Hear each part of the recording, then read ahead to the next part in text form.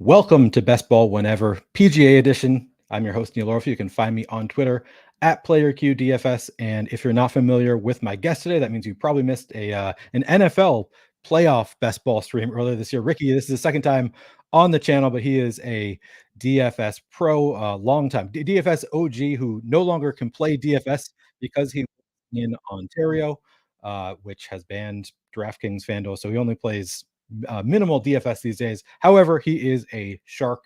I promise you that. And I invited him on the stream, honestly, just to help me set my rankings. And I thought he knows ball more than I do. I don't really know much about golf. I thought Ricky knows, golfers better than I do. And of course, Ricky can't just like use his no ball. He had to go through and like put some math to his process. So we set some rankings here using Ricky's math skills and programming skills. Ricky, how are you doing today? I'm good, Neil. Thanks for having me on for the second time.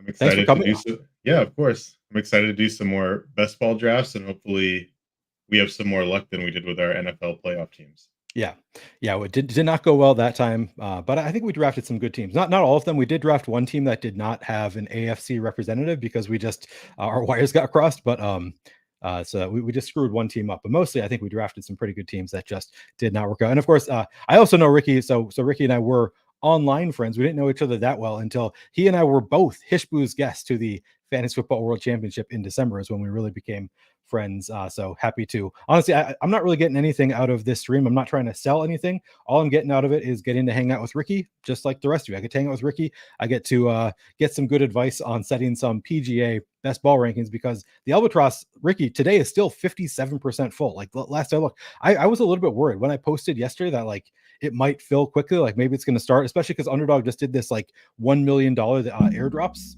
on Monday. I thought maybe it'd start filling quicker. Hasn't started feeling quicker at all. So we still have plenty of overlay on this. And of course, Ricky and I are going to draft some teams. We're going to split any winnings we have here. And but you guys are also going to benefit because we are going to talk about Ricky's ranks here. And I'm going to pull up your rankings on the screen here, Ricky. So here we have it. These are your rankings. Can you tell me a little bit about what went into these rankings, your methodology for ranking players here? What's going on here? Yeah, so I mean, this contest is a little bit different because we have to account for all four majors versus just this one, the Masters coming up on Thursday. And so there can be some uncertainty with who's actually going to be in the field, who's not going to be in the field. You have a general idea, and the guys that you're going to want to roster are you probably already know, but near the bottom end, there's probably some more variability. I typically like to use data golf at least as a starting point in my stuff because generally speaking, the betting markets move towards how they feel about an event will go when they post their odds. So I'm not sure if anybody on the stream or you have ever done any golf weekly betting, but data golf, they typically post say like 12:30, 1 p.m. on the Monday of an event. Okay. And within like 10 minutes, their strongest leans all move the market. Like this week, I know like Fitzpatrick, Ben on, Kurt Kitayama. They had a few guys that they were just way over the market. And like within 10 minutes, the odds are moving like insane in those places. So, So do you try to bet in those 10 minutes? Like oh, when I you have, do. I like it's like I don't know. I think I sent to my friend. It's like a rat race. Like it's literally you see data golf posts and then you run all your stuff to find the bets and then try to get them in as fast as you can.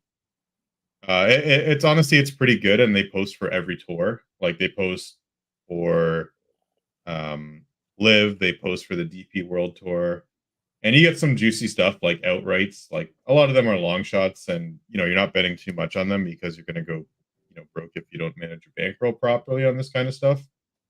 But the general idea is that the betting market agrees with what Data Golf thinks the ranking should be versus the other way. So with that information, we can basically take how they currently have players ranked.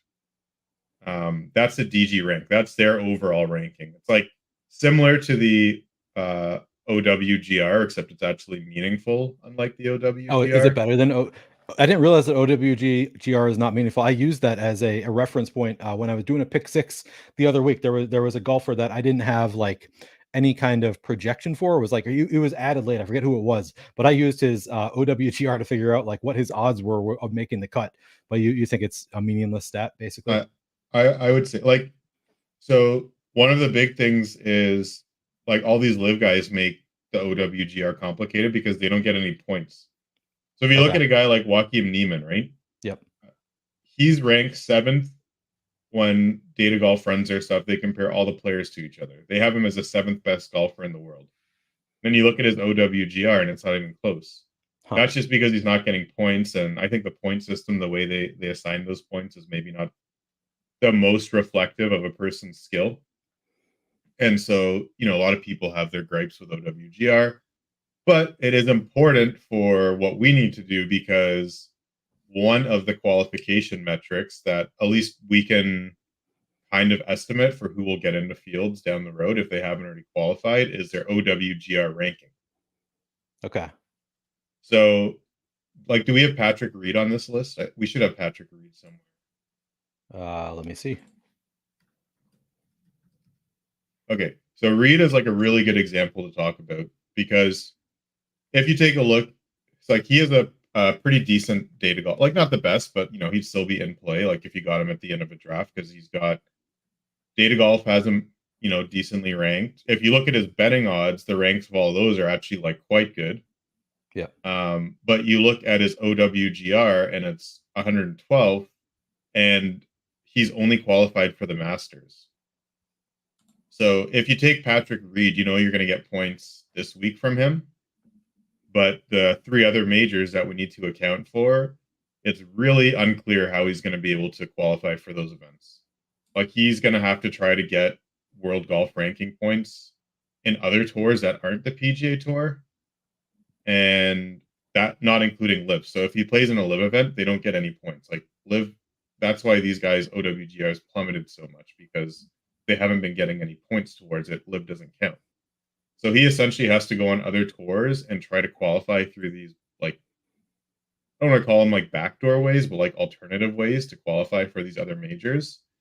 And so even though he has odds posted at all the books for, how he might do in them, I think he's like a guy where you could make an argument that picking anybody around his ADP or wherever you have him ranked would just be advantageous, especially if, like the guy above him, Matthew Pavon, you already know you're getting 3 events out of him. He's qualified for those 3. So you don't have to worry about that.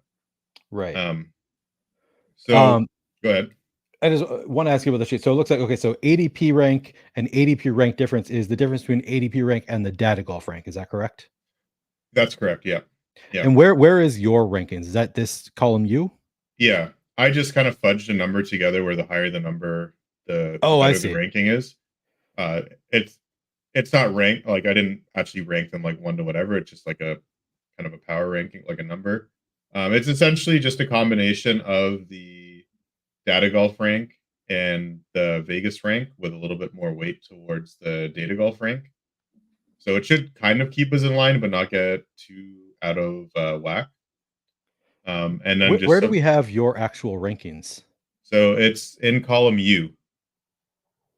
So it's Oh, but it's I didn't put a rank on it. I just you put a just go number, but it's sorted okay. by the highest. The The higher higher the the number, number, the the better. better. Okay, Yeah, and that is what we are sorted by right now. that's what we're sorted by right now. Yeah, I did turn it into a rank on the sheet that I sent to That you you. It's sent to just me. Yeah, that's yeah, why I was confused. I was like, this is not what I saw when I uploaded, but now I get it. Okay, so you actually have Patrick Reed ranked 55th overall or 54th, I guess. yeah. Overall, even though he's only qualified for one event, just because you think he's going to do well in the Masters. No, so I mean that's like part of the that's kind of harder to capture, but he does have posted odds for all the other majors, Okay, and that's one of the yeah, contributing factors there. But it's just like there's a few guys you have to just keep some notes on when you're coming around the turn if you actually want to take them or not. Have they qualified for anything? What's the chance that they qualify for something? Like if you like on the other side, if you were to scroll up to the top and you look at a guy like Aberg, who is 7th. yep. So he's only qualified for 2 events technically right now, the Masters and the PGA Championship. But his world golf ranking, he's going to get into the other 2. So you don't really need to think twice about that. But at Okay. least here visually, we can kind of see like when we have some decision points, we can take a quick peek at their world ranking and what they've qualified for, and then make a decision based on that. And the other thing I was seeing if we could spot anything was the trend rank column, which is column S. So Data Golf, they also keep track of the last 20 rounds that a golfer has played, and they say like how much better that golfer is doing than their baseline skill. So you can see who's trending up, who's trending downwards. Okay. And what I wanted to see was, is the field kind of, if someone's been playing poorly, are they overthinking that? And is their ADP dropping based on their skill because they've just been playing poorly? Right. I didn't really see anything too much like that because a perfect example would be like Patrick Cantlay. If you look at his ADP, the DG rank, those are in line with where we have him ranked, even though his trend index, his trend Yeah. rank, if you look at that, he's been playing really poorly, but it doesn't seem to bother people. So I added that in because sometimes that can be a thing with golf, like the recency bias can really kick in certain places, but I didn't find anything too meaningful in that ranking. Okay. Gotcha. So the you don't think that the trend rank should affect where we're drafting people is what I've gathered. Exactly, because especially given how far out these events are, Okay. Yeah. like somebody that's out of form now could be the hottest golfer on tour by the time the last event comes around.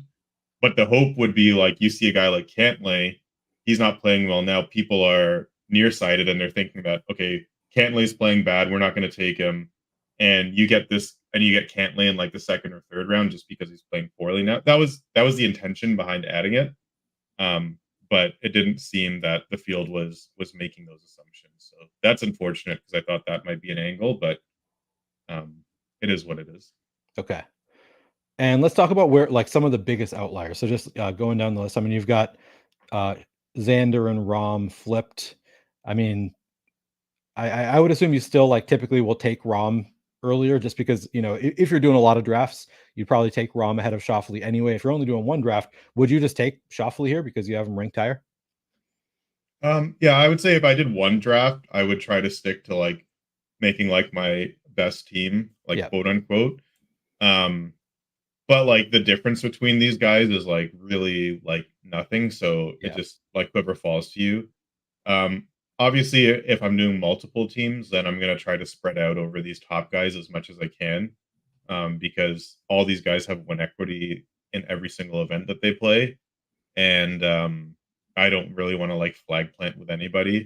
Maybe I mean if I got Scotty Scheffler in every single draft, I'm gonna take him because Yeah.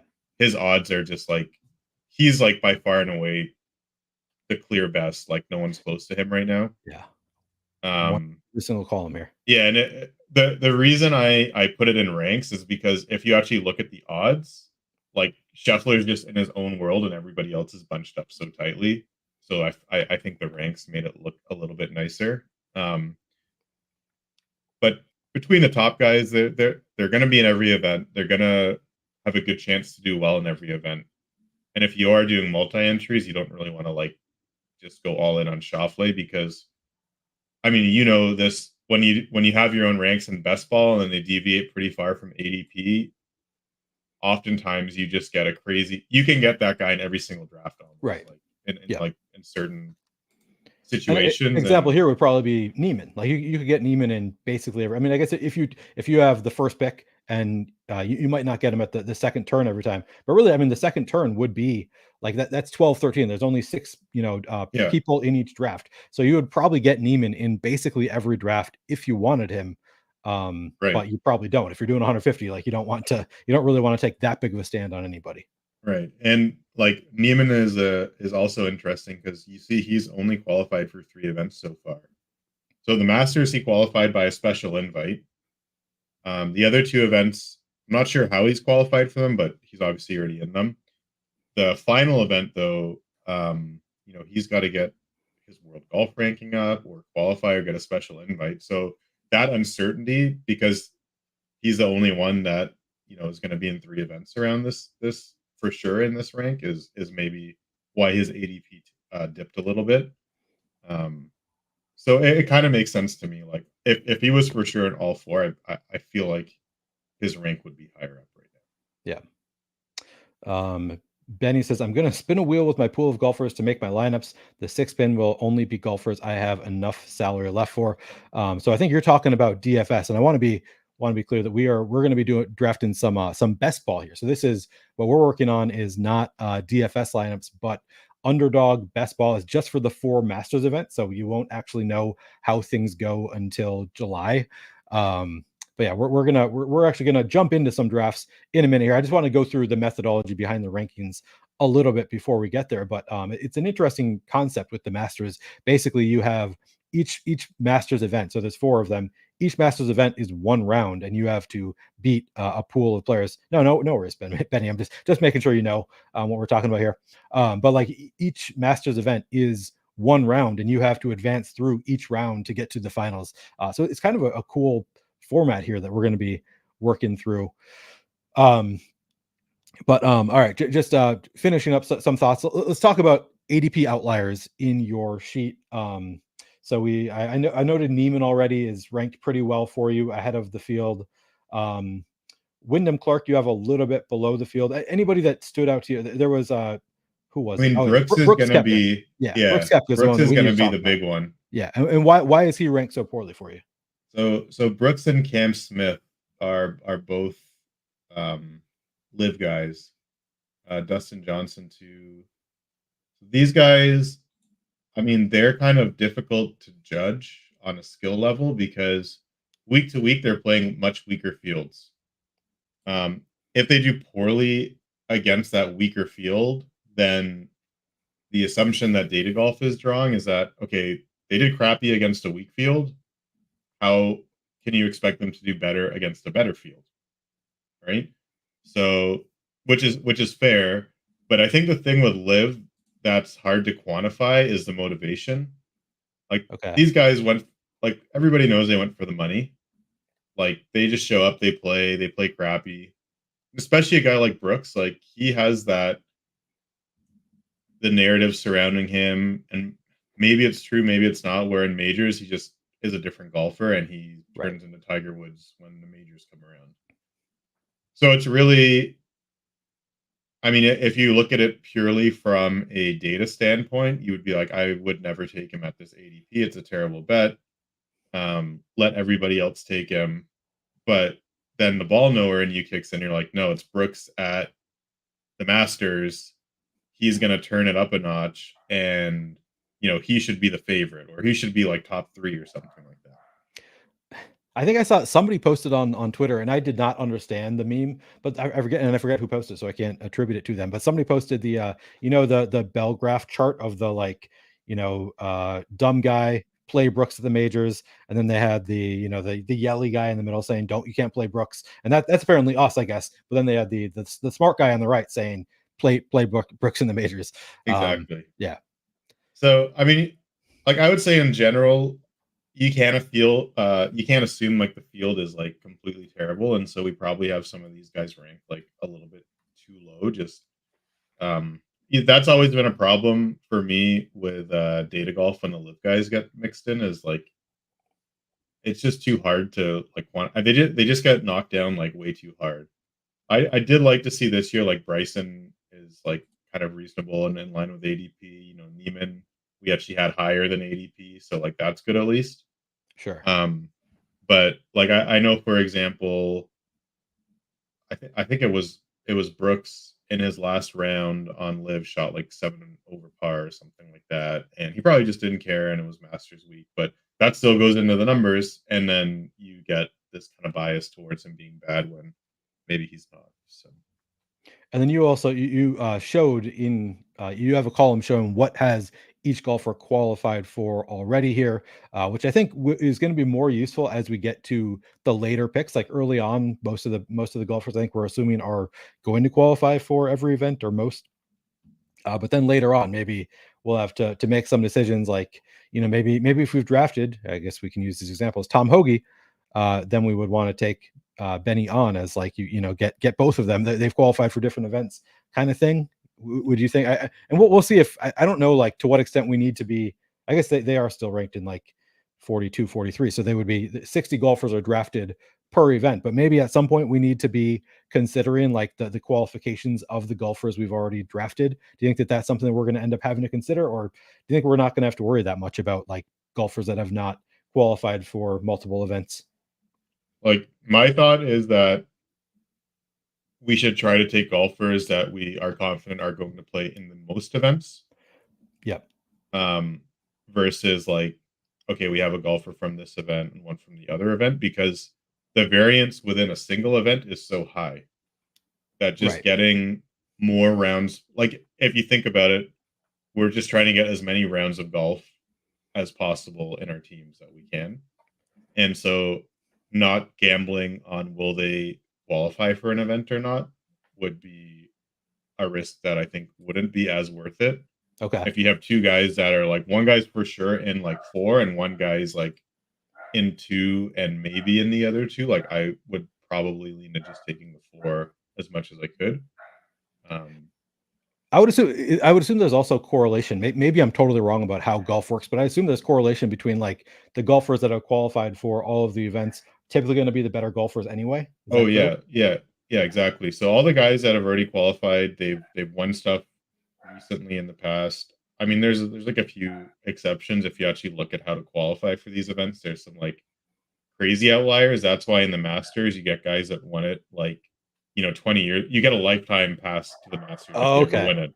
Yep. So the Masters, Phil like the Mickelson. bottom like 10 guys or whatever, are like I they're see. never going to win it, right? They're just dead weight in the field, but they just wanted to go out and play because Phil they Mickelson. Like qualified. you're last on the list here. Yeah, exactly, Okay, exactly. that's funny. But he's in all Interesting. four majors, right? So Right.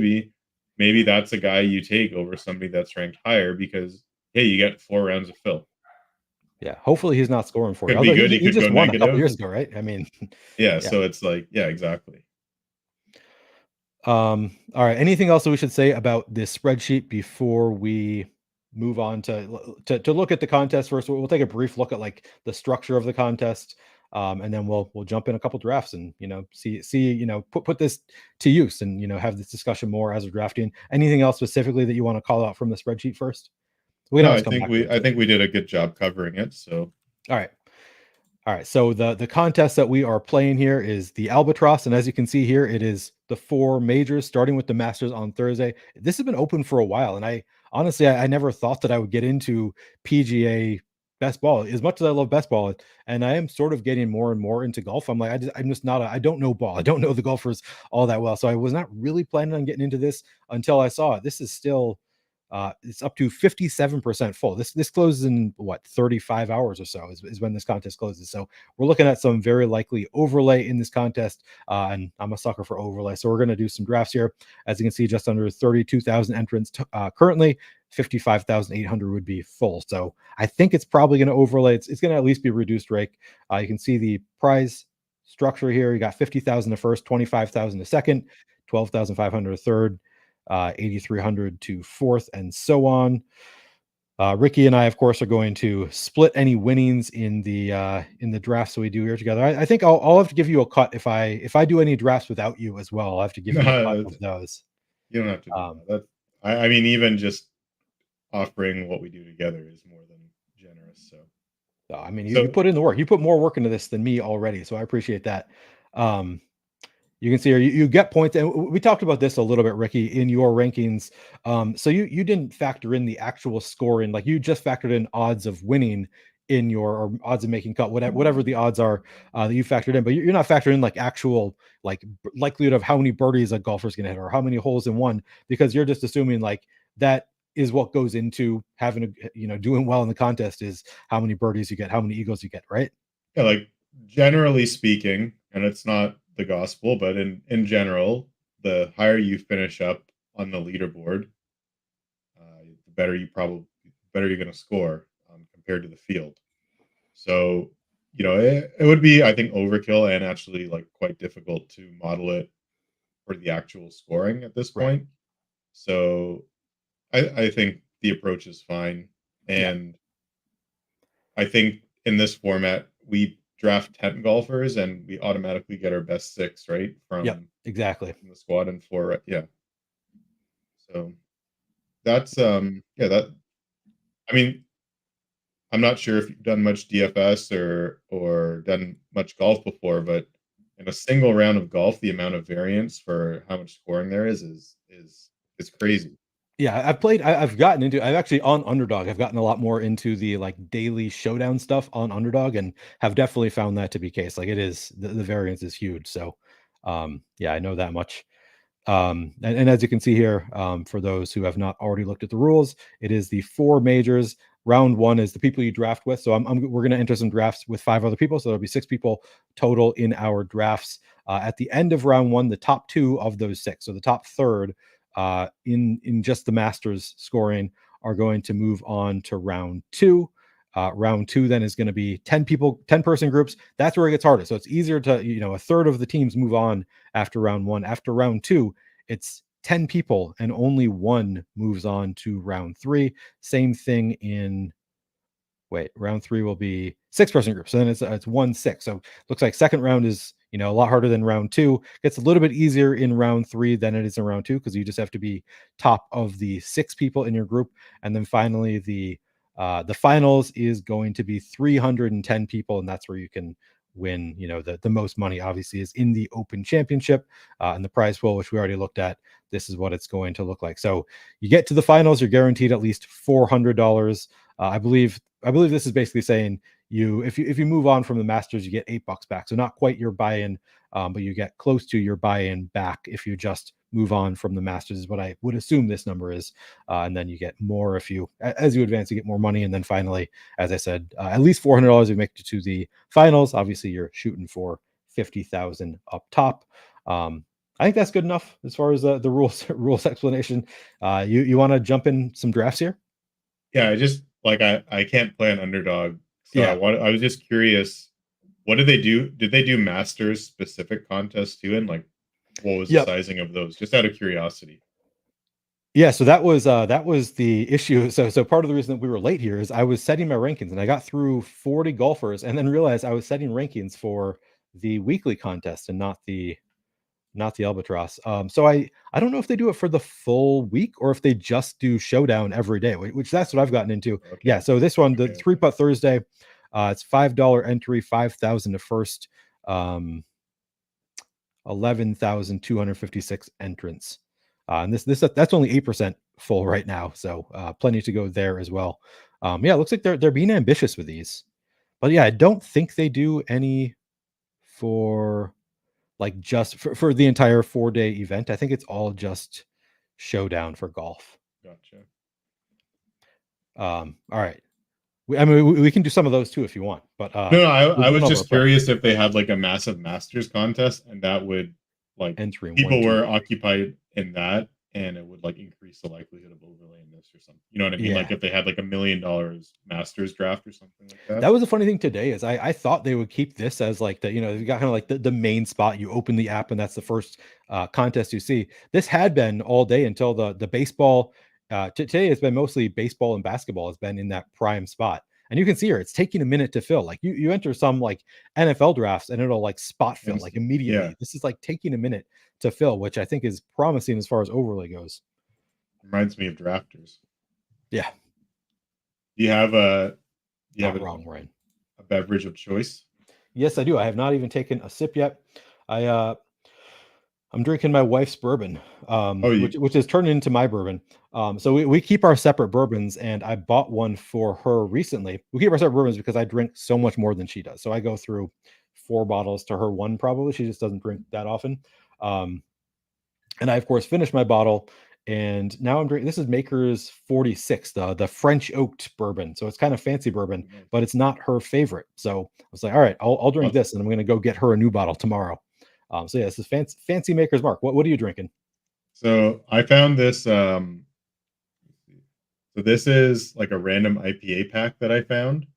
They have Okay. like kind of like unique cans and I don't know if you can read the can. but it says this one's weird. It says people don't like your dogs as much as you think they do. And Oh, there's like a guy. I'm like, that's not that true. is not true. I love everybody's dogs, or most people's um, dogs at least. but this one is done now because I started it before we went live, so I'm gonna get another one. I wouldn't even buy one of those. Why? I can use your rankings as you go get another one. Well, the nice thing is I have a fridge right next to me, Oh, so I don't nice, even have to nice. get out of my seat. Hell yeah. All right, so Scheffler goes one. We did not luck box the Scheffler falling to us. Didn't really expect to. And the one nice thing with Underdog now is they have changed it so you can see your rank and ADP at the same time. So we So could that's see cool. if like okay, so Rom went, so we don't have to make that decision. Like our ADP lines up with our ranking anyway. So we got Rory. You got to go with Good. spineless, gutless Rory. I hate him, but we Spineless, got to take gutless him. Rory. Yeah. Yeah. I wonder if Jay Schiffy, if this is Jonah Schifflin, uh, really sharp DFS player who I actually met at the DraftKings Fantasy Golf World Championship this summer, was in Minnesota, and I got invited just as a guest and met Jonah. I think this might be him, but I'm not 100% sure. Ooh, And he just won like 500,000. Pete Sorry. Alonso hit a home run, so cash some bets on that. Oh, you got bets on Pete Alonso? We had Pete Alonso, total bases, home runs, RBIs. My only action tonight is I did 17 daily drafts on Underdog, and I jammed the Diamondbacks because people were not, for whatever reason, people were just like, outside of Corbin Carroll was like had a ADP of 3, and what's his name, the first baseman Walker had an ADP of like 14 or something, or 12 That maybe. was it. But then like every other Diamondbacks player was like ADP in the 30s, so which is like end of the draft, like not always drafted. So I was just jamming the Diamondbacks stacks over and over, and I think it started out okay. I know Corbin Carroll hit a home run immediately, so that was nice. But Moreno's doing pretty good tonight. I think I've got Moreno might be my second most drafted player. All right, so we're sorted by our rank right now. If we sort by ADP, it's Cantlay and then Ludwig Aberg, Spieth, Morikawa. We sort by my rank. We got Aberg first. I say we go Aberg. If we can, we'll see what Matt does. If not Aberg, we just go Cantlay, right? All right, we go Aberg. All right. The young stud. The young stud. He's an upcoming go, right? Yeah, that's what they're saying. Hopefully it pans out for us this year. Yeah. So this is what it's like, a interesting can here. It says van full of weirdos juicy IPA. Are these Canadian beers? Yeah, these are Canadian beers. It was like a random 6-pack. It was like I guess they're all from the same company. They just have like a 6 IPA pack, one of each that they make. Oh, so you didn't get to see the dog anti-dog. No, I just picked up the pack looked cool and I just picked it up. And I was gonna say, why would you buy that, Ricky? Yeah, I wouldn't buy that if that was the case. But so are you also a dog lover, I assume? Well, I have 3 dogs, so okay, I think I knew that actually. Yeah, I think I would fall into that category. Yeah. Ricky, I do love your dogs as much as you think I do. Just so you know. Appreciate that. All right, so now go ahead. So I'm just looking. So we got Neiman, Fleetwood, Morikawa, Fitzpatrick. If you sort by ADP, it is Morikawa, JT, Max Homa, Fitzpatrick. So what do you think? Do we go Neiman here? I mean, yeah, he's close enough to ADP, right? Like we're at 15. I mean, we could, yeah. The thing with Neiman is we have that risk. We could go like Morikawa and then see if we get Neiman on the way back. Maybe. That is true. Yeah, I was thinking like just because it's our first draft, we could just like basically go off the rankings. But, yeah. So we can remember for our next draft that we did not take Neiman in this one. So if he falls to us, maybe the gamble. You get the heart pumping when you're like, oh, he went like right after. Mac D is new. Yeah. Okay, that's fine. Yeah, no, it was a good thought, and like you said, we want to have we don't want to have 100% of anybody. Yeah, no. I mean, the only like I guess asterisk to Neiman is that last major, which I mean he should get into, but you never know. Yeah, true. Maybe he doesn't get it. He's not in right now. But where did he get taken? What was that? He was 6. He went 16. Okay. Steven says, so I wonder about what the sweet spot is in PGA best ball draft position. I mean, nobody knows. It's better to get, I would think it's better to get Scotty and then wait, just because or based on what Ricky said, like it's kind of clustered after Scotty. Is that, would you agree with that, Ricky? Yeah, like if I could get Scotty in every draft, like I'm taking it, because like if Scotty didn't exist, then it would be a very different answer, I would say. But he's just like so far ahead of the pack. Yeah. It would be like, I mean, I'm not going to call him Tiger Woods because he's not, but it would be like if you were doing this and Tiger Woods was available, you would just take him every single time if you could get him. But you don't think that he is Tiger Woods? Like he's not that level? I don't think. I mean, he's like insanely good, but like Tiger Woods is still in his own level. He's the GOAT. Like, yeah. It's like if Tiger Woods is playing right now, his odds would be just. We just go Fleetwood here, right? We're at pick 22. We have him ranked 11th. He has an ADP. Yeah, we go 100%. Yeah. It's funny with PGA as opposed to like NFL. With NFL, I have like, it's like a sweat for me. It's like, am I going to get my stack? Like this is exciting. Right. I for hate PGA, NFL like for that reason too. I love it and I hate it. I agree. Like, I mean, I love it. I mostly love it because it's like, it's more exciting, just to like, I know, like I like, like you said, my heart gets thumping. It's not really happened to me here. It's just kind of like, yeah. I mean, but my only gripe with like NFL is like, those drafts where you just like, you feel like you're just like constantly pivoting because like whatever your plan is, like it just gets like picked apart before it comes back to you. And then you pivot and you're like, okay, I'm going to go for this. And then it gets picked apart. Yeah. Then you feel like you just kind of have this dead team. Like in this format, it feels kind of difficult to just have like a dead team. Yeah, exactly. We just go Hatton here. Yeah, let's go Hatton. We're getting some good in all four events. Here.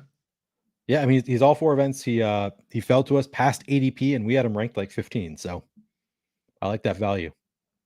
I feel like this is a good value draft as far as our ADP goes. Yeah, I'm curious, like what drives the ADP? Like if people use like the projection that.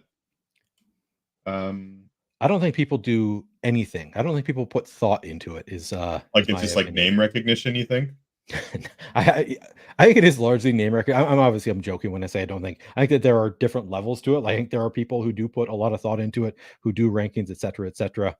But I think a lot of people, it is just name recognition. It's funny, even like the showdown slates. Like I will do aggregate rankings just based on like showdown projections. I'd put in rankings for those, and it'll be wildly different from what ADP is. And I'm like, what? I don't get, like, what are people basing this on? It might just be like how they did that day. But actually, I've been at times kind of impressed that people are not overreacting to the news. Like it'll be like a good golfer who like shits the bed on day one will still be ranked very high day two, or like his ADP will be very high day two. So I don't think it's that. I've not, that definitely happens some. Like I have gotten golfers that fall after like they go 7 over on the first day. They'll fall pretty late day two sometimes, but not always. So I don't know. I think it's I think people who like no ball, which is not me, probably have stronger feelings about golfers. Like, oh, once he starts falling apart, he's done. Which we just saw. Who was it the other week? Okay, wait. Should we go just Henley here? Again, falling past ADP, ranked 17th. Let's go Henley. Making these are mostly easy decisions for us, other than your blunder of not taking Neiman. I mean, come on. I know, right? She's gonna win the Masters this week now, right? I know you fucked up. Maybe we should go and play some outrights on Neiman. Yeah, exactly. No, and I feel like this is going well for us as far as just like getting players both past ADP and past our rank, like well past our ranks. I'm liking it. This is going well for us. Yeah, I think maybe we'll see, because this is the first one I've done. So maybe near the end is where you get some like decision points. We'll see. I know. Did that guy just take? Okay. So this could be a decision point for us right here. We'll see what TF does. I mean, we're taking Akshay if he's there. Oh, I was gonna say, well, Min Woo is coming past ADP, and we're probably Min Woo just broke his finger. Oh, okay. So I don't know if we want to. I mean, we can just go Jaeger. Yeah, let's just go Jaeger. We've got him ranked higher anyway. Yeah. But I'm curious where Min Woo goes, because there's reports. he broke his finger or he has some finger issues, and he couldn't really play his practice round today, and like it's kind of So up we in have the air. concerns there. Yeah. Um, Again, like that's one event, but like missing one event could be quite impactful in this because Right. It's at least a reason to not take him at ADP. Like you can right, if he probably let him fall, like fall a it's little. like how far do you let him fall before you? Right. That's an interesting one. I mean, he is playing this week, right? So he's Oh, he still is. gonna he is Okay. playing, or Yeah. he's In gonna that case, try. I probably wouldn't discount him all that much. I feel like when there's like a situation like this, though, I like to just see how the drafts kind of play. Like, Yeah. keep an Yeah. eye on where he goes, and then just like store that as like, okay, if we do want to take him, like we need to take him around like 50 because that's where he went in like our first draft. Right. And this one, if we pass up on him, I'm not too concerned about it because we just gather that information, store it, and then use it for later, right? Yeah. Yeah. I think that's good. Good call. Can you write notes on players in this, or like if you were doing a bunch of drafts? No, That we would can okay. just take mental notes. Because Hang on. that would be nice to like before ADP catches up to news, like in any sport. It would be nice to have like a note to be like, oh, this guy's coming up. Like, his ADP is 50, but he's started going 35 because of like something That might be something happening. like Brick's data, his Oh like yeah, his his caddy, extensions, his right? draft caddy. Yeah, I think yeah, he yeah. might be able to do it. I've still never used his draft caddy, which I feel like I should learn how to use it and put it to use. I've Um, used it oh, have you? Okay. on drafters. All right. There's where Minwoo goes. Shiffy took him. Okay, so not like too far off his ADP, but Yeah. okay, so we have Eric Cole here. He should get into all four events. He's only in two right now. Is OWGS 40, so I say he's good to take Eric Cole. Would you take him over Harris English, the faller? Yeah, I would take him over. They're Okay. both winning qualified for two events, so let's go. Going Cole. Don't read that note. He missed the cut at I 402. saw that. Yeah. Unintentionally, I did read the note.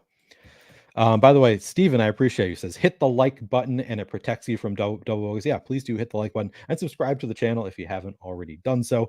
I am working on. I don't have like a subscriber goal. Like you see other channels do like, here's my subscriber goal. Here's where I'm at, which I think is a good way to get new subscribers. I haven't done that yet. I'll do it at some point because I do. I look at it like every day. Like I'm a little bit like it's fun. Like trying to build a YouTube channel is kind of fun. So I'm looking at it every day. How many subscribers do I have now?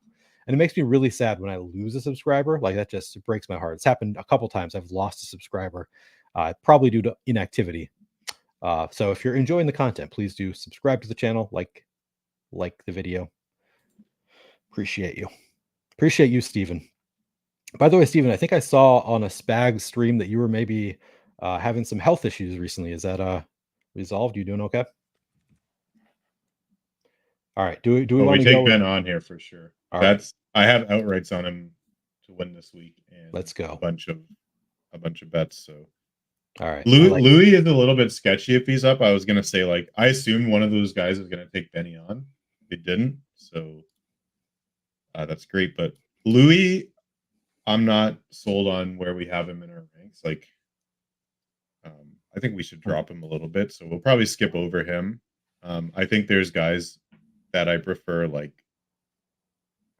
much more that are just below him. So Okay.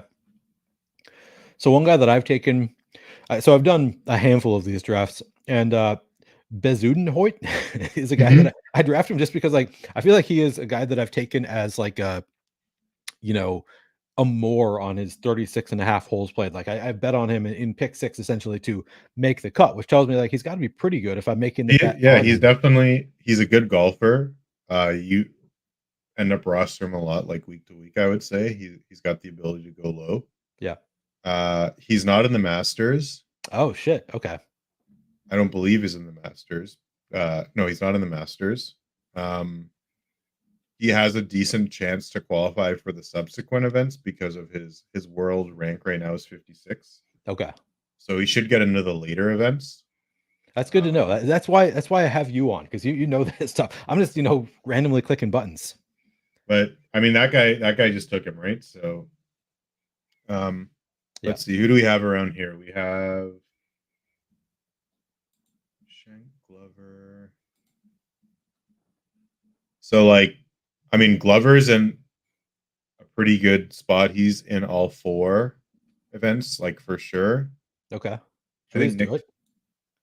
Yeah, it's our pick. Okay, yeah, I do let's take like Glover then. I like Adam Hadwin. I like his wife. I think they're funny, but I'm not Hadwin gonna. should get in. Hadwin's playing the Masters and getting into every event too. All He right. should be. So, I I, mean, I've the made the difference. click because I like them. I like to cheer for Hadwin, which I have very, very little to go on. He's the one who got tackled, right? I think that's He is probably the why I one that liked got him. tackled. He got Yes, tackled. I thought it was funny. I liked their reactions to it. I thought they were good natured. So I'm like, I like that about a golfer. So I like Hadwin based on very, very little info. I think And people his wife don't. is funny on Twitter. Oh, that was it. Eh? So that was our last choice. Was That was our last choice. So that is draft 1 in the books. Let's see. Go here. All right. So I've done 4 prior to this. Looks like. okay. Cool. Yeah. So Yeah. So this is our team. I like it. Do we? I mean, should we do the look at all the teams thing? I don't think it's as useful with with golf as other sports. Not quite as interesting as like in NFL, where you can be like, what? Why did this guy not correlate his team at all? In golf, it's just like people just drafting who they want. So should we just jump right into another one? You think? What do you want to, or do you want to look at these teams? Um, I mean, yeah. There's a couple. Like the one guy drafted like a live squad. That's pretty funny. He took Brooks first.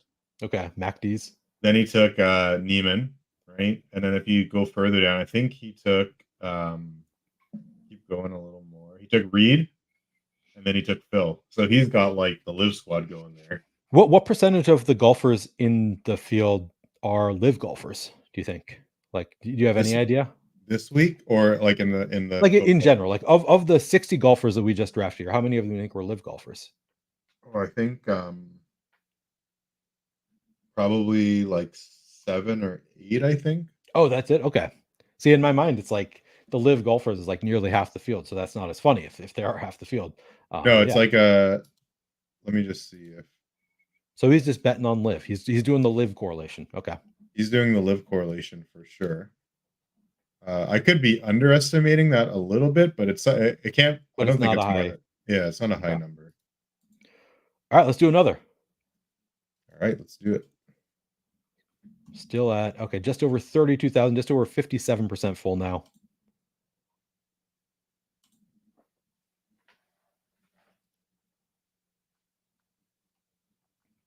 Weird. I think it said 4 hours per pick, 30 seconds. Previously, I thought it was 1 hour, so it shouldn't be 4 hours per pick because you couldn't get it done before the Is that contest. for like the slow drafts or? Yeah. Oh, I think maybe they speed them up near the end to make them. Oh, maybe that's what they're doing. Yeah, it does say 4 hours per pick, but then maybe it's just tomorrow goes to half an hour or something. But even that, it's like we've Yeah, only because you got wouldn't be 30 able to. some hours before Yeah, like you have to make exactly. 60 picks. Maybe it goes down to like 10 minutes tomorrow. Have you done any? I've never done a slow draft before. Have you done any? Oh, I do a bunch of slow drafts for NFL. I Okay. right now I don't have any going, but I like often will have 30 going at a time. Is there like an etiquette for like early round picks versus late round picks kind of thing, or is it just like that's your time, like take it as you want it kind of thing? Um, some people would say there's an etiquette. I think that there. Oh, Stephen, it was not Stephen who was ill. Okay, that is good to hear. I could have sworn he said Stephen, but maybe wrong here. Um, I there is kind of an etiquette as far as like you don't want to take if it's an 8 hour clock, like it's a little bit like if you're taking 8 hours every pick, that's kind of obnoxious. There is Right. also a benefit to it, like especially like when there are near the trade deadline kind of thing or like near the opening of free agency. There's definitely when there are like big moves happening, I kind of get why people do it. I've never Right. been You one want to to get like as much information before yeah, you like make it, your it next makes pick kind of sense. thing. Yeah. Yeah, those And situations make sense 100%. there was one more. I forget what it was. Might have been Gus Edwards signing where I had like just made all my picks. Like I just like because I'm not like constantly as soon as I get the notification going in and making the pick Right. necessarily. Like, but when I have time, then I go and make all of them. I had just made all my picks, and then like Gus Edwards signed with the Chargers, and was like, oh shit. I don't think it was Gus. It was some event where it was like some of these ADP changed dramatically, and I really regretted that I made my picks before waiting until the end.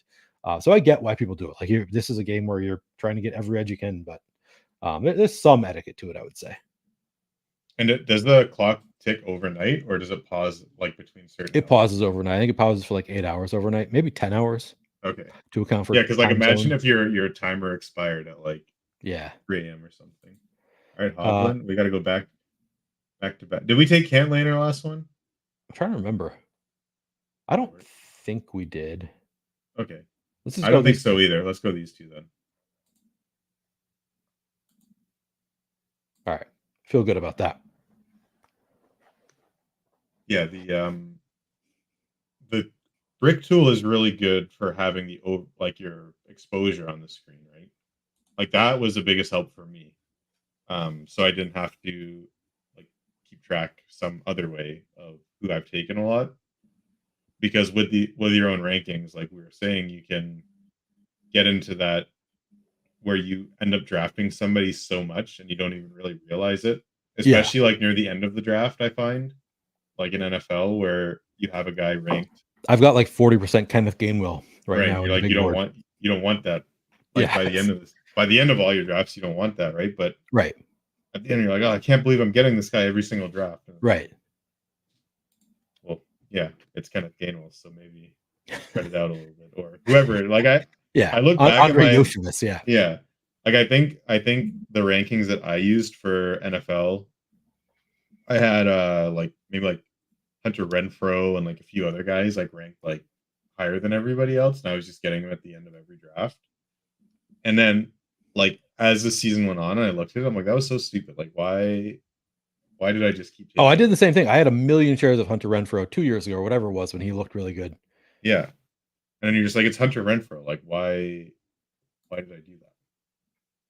Yeah. I thought Hunter Renfrow was just like a coaches love him kind of guy. And I think it was mostly based on, and here's how like memory works. Like it was like some like Monday Night Football game or like some primetime football game.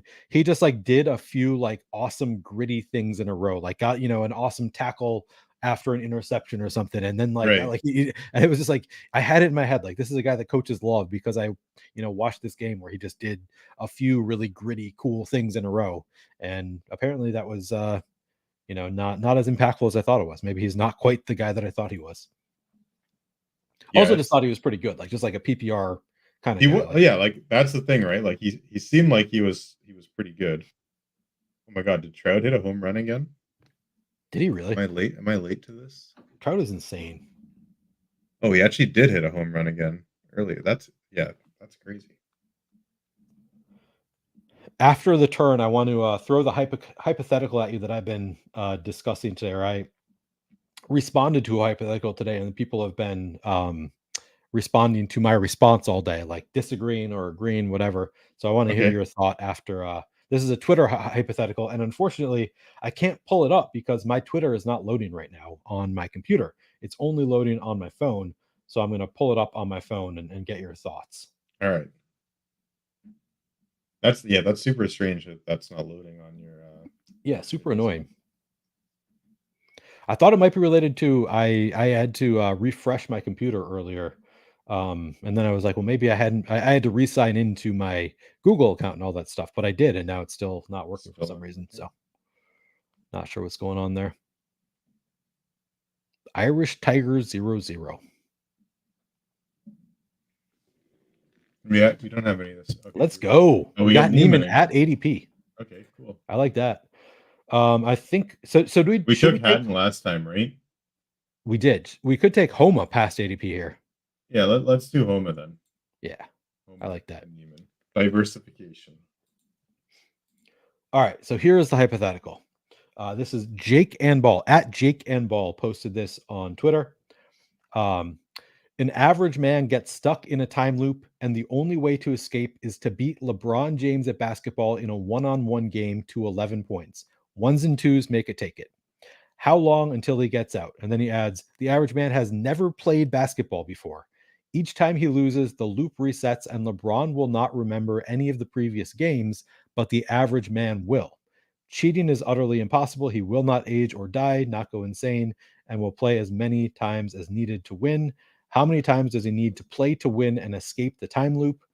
So that is the hypothetical. So your average man who has never played basketball before has to play LeBron James one on one every single day to what was it, to 11 to 11. to 11, just ones and twos, and it's make it take it. So I assume we're alternating who gets the ball first, because obviously you're going to lose every single time LeBron gets the ball first. Like there's no chance this guy's getting out. You're gonna lose every time regardless. At some point. So you think like this is just infinity. The average man is never going to beat LeBron, even if he starts with the ball, is your opinion? Yeah, it wouldn't even be close. See, I think after a few decades, maybe more than a few decades, it's obviously going to take a very, very long time. Did they say that LeBron doesn't age? Was that one of the? Yeah, LeBron does not age, but LeBron also does not remember the games. So to me, at some point, maybe it'll be in 100 years, the average man is going to start with the ball and just make 6 threes in a row. And I get it. Like if LeBron's guarding you, it's not just like you're shooting a 3-pointer. Assuming LeBron wants to guard you, and that's the thing. It's like, is LeBron gonna come up in your face immediately every game? These are all things that the hypothetical kind of leaves out. Like how does LeBron play this? My assumption is LeBron is going to start by maybe the first couple possessions. He's going to lay off you a little bit, just kind of let you see what you got from the 3-point line. So you get a couple threes in before, and then once LeBron starts guarding you, well, you remember, the average man remembers every single game and is like adjusting. So like eventually figures out what moves can maybe gain just like a little bit of separation from LeBron to like get off a crazy. Okay. Do we go? Sam Burns looks like a good bet here. Past Yeah, I like Sam ADP. Burns. Yeah, and a nice Canadian, Corey Oh Connors. yeah, that's right. We got to go with our Canadian guys. Maybe we should do nationality correlations in our Oh, for drafts. sure we should. Just like the live guy did the live Yeah, correlation. exactly. We could do nationality correlations. Wait, I to go think back that to the right now. LeBron thing, I Yeah, yeah. think it would be for an average person to beat him to 11 would be 0%. No matter, even if LeBron took like 50% of the possessions where he let you score, I think you would still lose.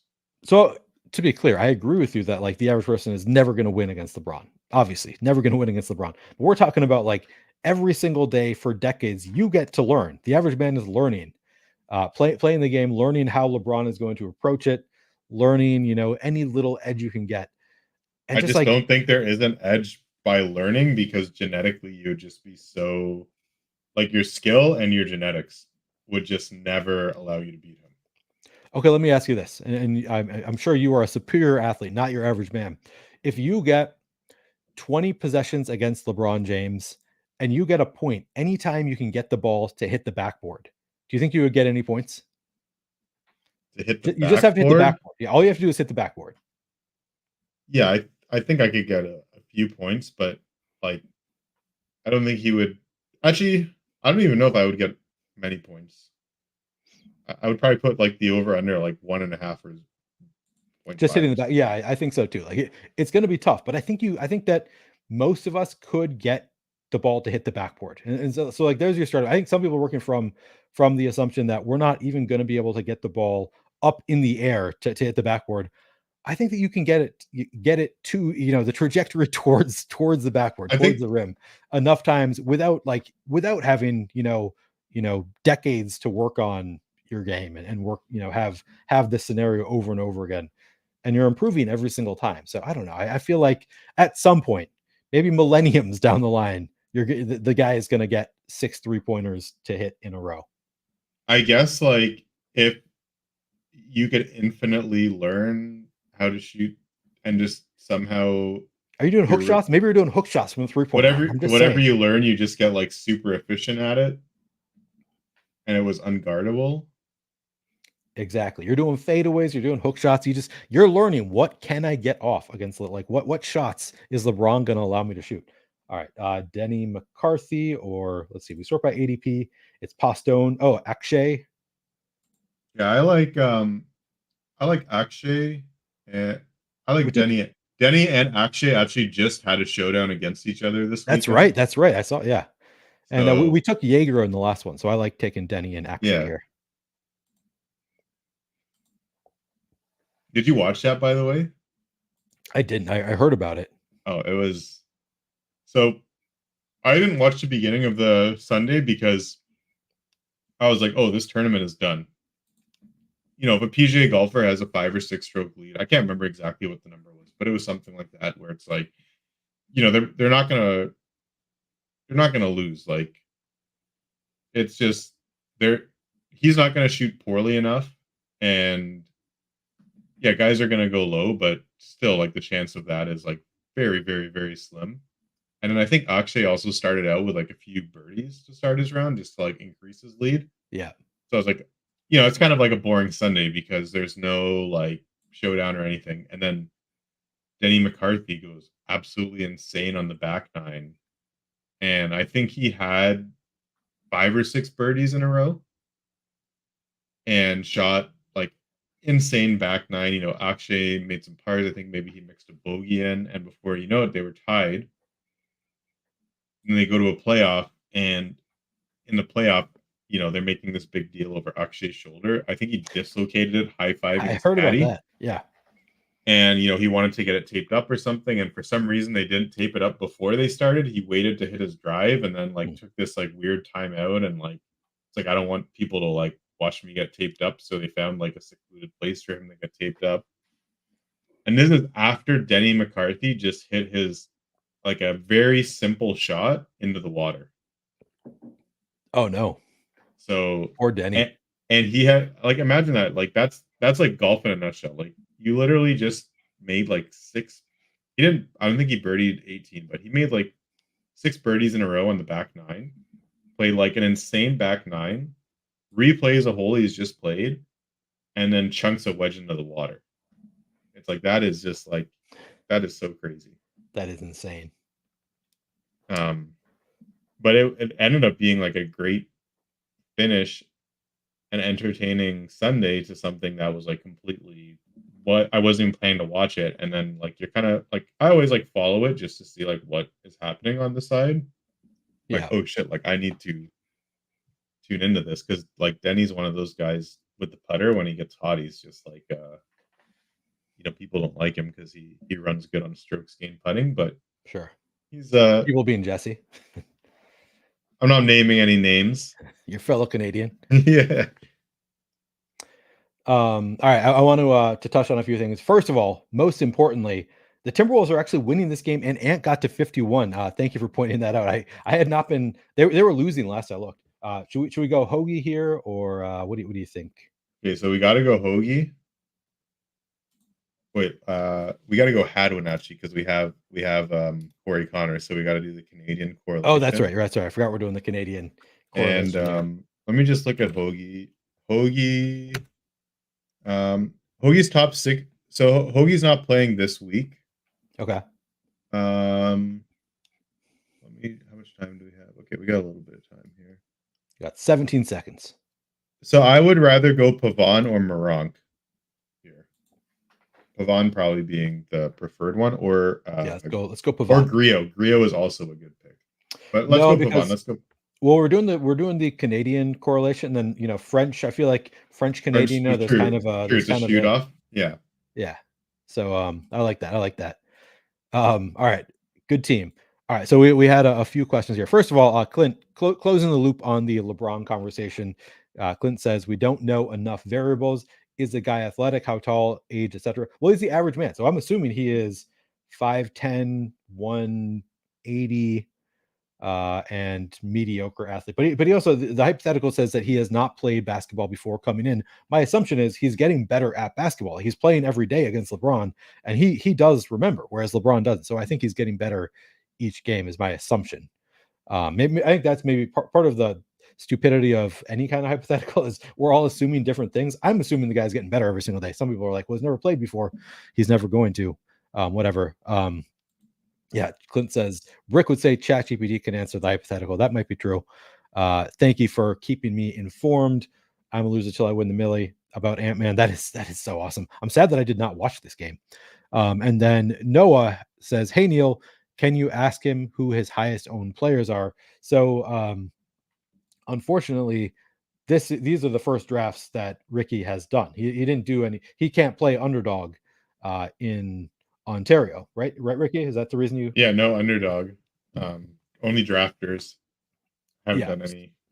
But we talked a good bit at the beginning of the show of the stream.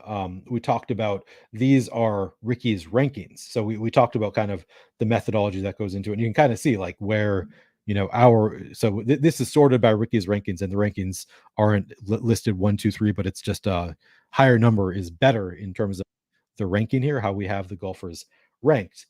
But you can kind of see the differences from ADP, and these are where those decisions will be made. The players that are, ranked a lot better than ADP are going to be the players that we end up with more and more.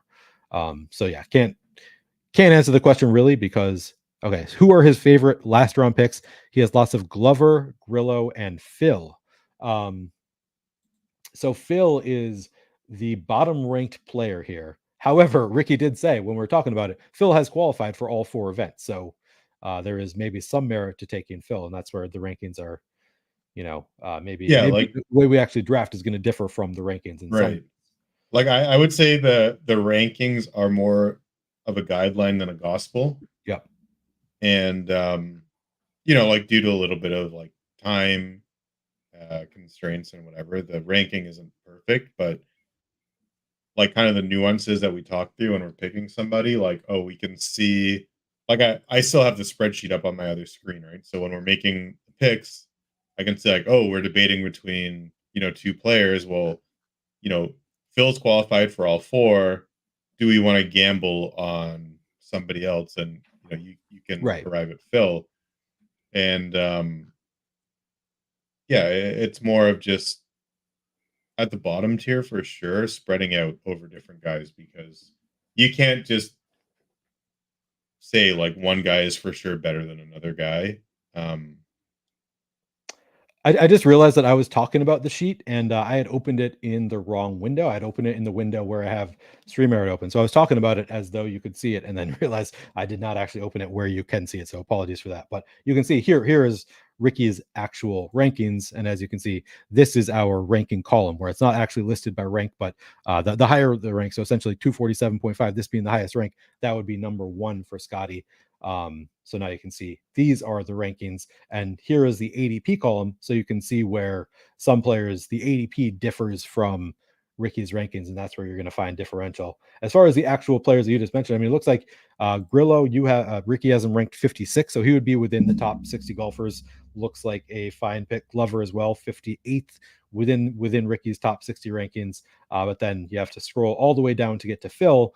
Doesn't look great in the rankings, but Ricky still said like he is somebody he would consider drafting because he's qualified for all 4 events. So like there's a lot of variance from tournament to tournament. So maybe there's extra benefit to just having qualified. Looks like I guess Garrett Woodland qualified there as well. Ricky, he's another yeah, golfer that Woodlands wasn't ranked. Woodlands in all 4 too. Ricky Fowler. Sorry. Yeah, Fowler. I mean, these guys that are in all 4, if they're there, you might consider taking them. Like, uh, it's just I feel like there's enough options of guys that I feel like are better. Like, for example, like a Pavon or somebody that we just were looking at, Glover, Yeah. Pavon, like those guys that are probably like they're in the top 60 right now. They're gonna get in. Like, I feel like they're just better golfers than like Phil is right now. Right. Um, but again, if you're doing mass entries in these things, you want to have a little bit of all these guys. Right. Like anybody that's in all 4 is going to be in all 4. You for sure want to have a little bit of exposure to all of them. And then how you figure out the exposure that you want for like a Phil compared to a Fowler, compared to a Woodland, compared to like a Pavon, that comes down to like kind of your rankings, right? So like Mm. one way you could do it is like group it by kind of like ADP or rounds or like that those type of rankings, and then have like your tiebreakers in between. Okay, like have this guy higher on like raw points if he makes all 4, but my first tiebreaker is going to be how many events are they for sure in, and kind of build your rankings out like that, because most drafts that you do, you're going to be faced with like the same kind of decisions, right? Like Right. based on where your pick is, you're going to always kind of have the same similar players that are going to be available to you. And how do you determine those tiebreakers? I think is kind of like a personal preference, because Phil can make all 4 events and score like no points, but like if you think Phil is still good, then if he has win equity, then that's somebody you would want to take a chance on. I like that. That's a good explanation. Ricky, I just entered a draft for us and then saw we got the 6th pick again. So I put that one on auto draft and then entered another draft. But I didn't ask you how much time you actually have here. Do you have time to do another draft? Oh yeah. Okay. I got Another 6. We keep getting the 6th pick, Ricky. We need to get us. How do we get a Scheffler team? That's what I want to know. I'm going to turn on autopilot on this one again, and we're going to keep going back to the drafts. All right. We're gonna get some Louis. We're gonna get some Louis who stays in those, because that's a guy we've been skipping over. But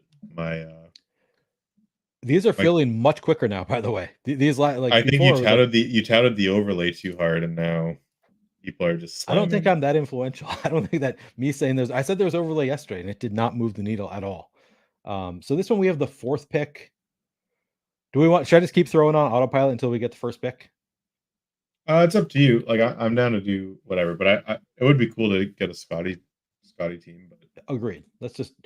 We've got a rank set, so yeah, we're probably gonna get some similar teams by doing it that way. But I want to get at least one Scotty team.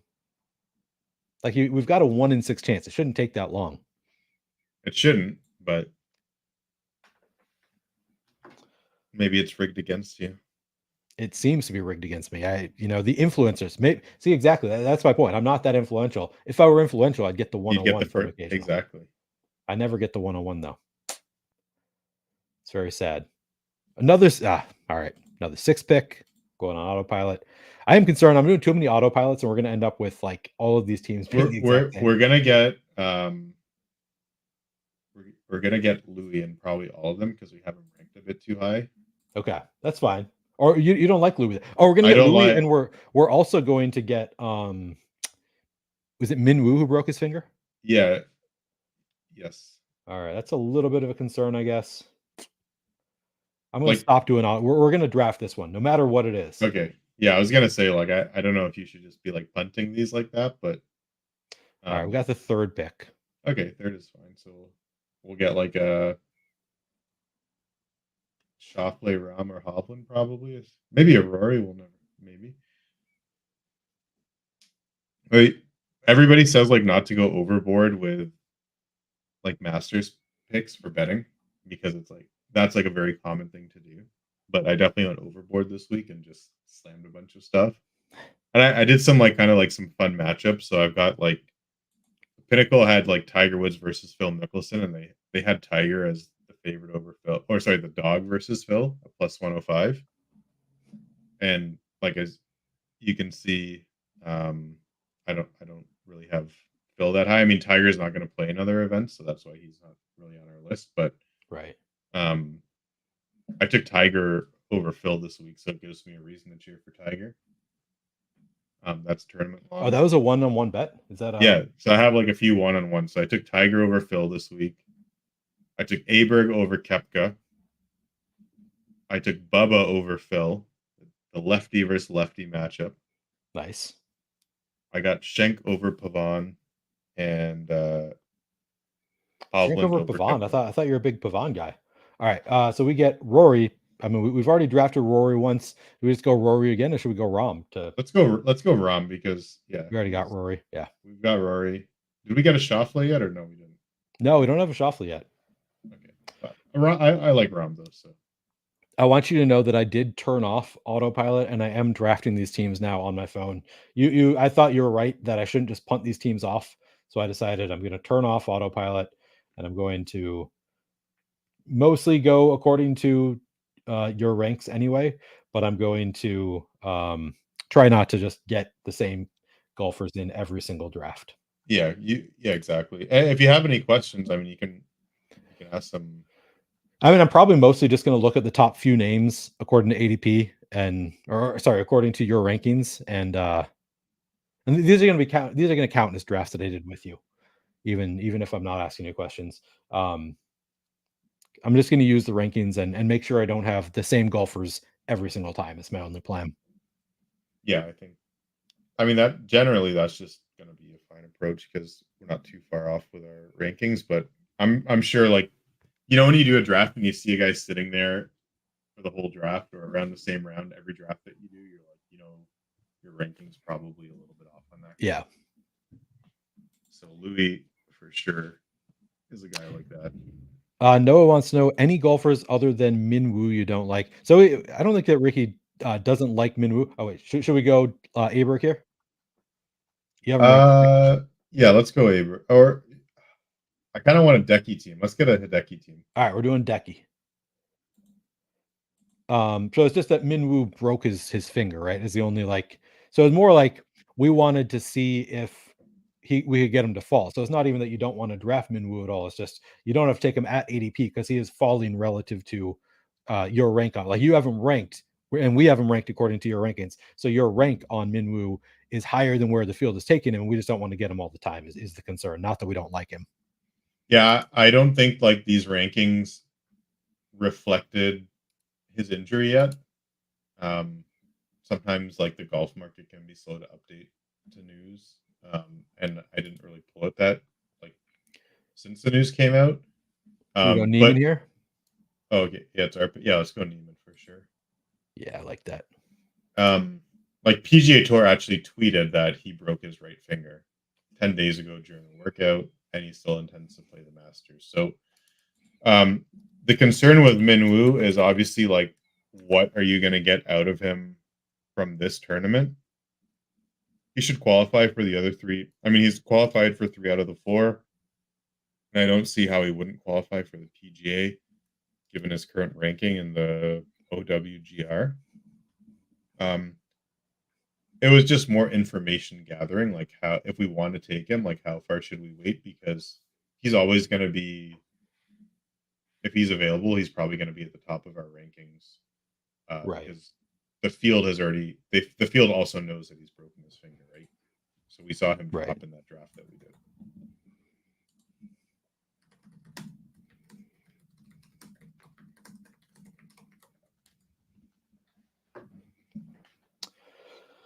All right. Seeing I'm a loser till I win the mill. That's a funny name. Funny every time. But thanks for hanging out with us. I think most people are losers until they win the Millie, right? I agree. Once you win the Millie, though, you're just a winner, for the rest of your life. Then you can't, unless you're super irresponsible.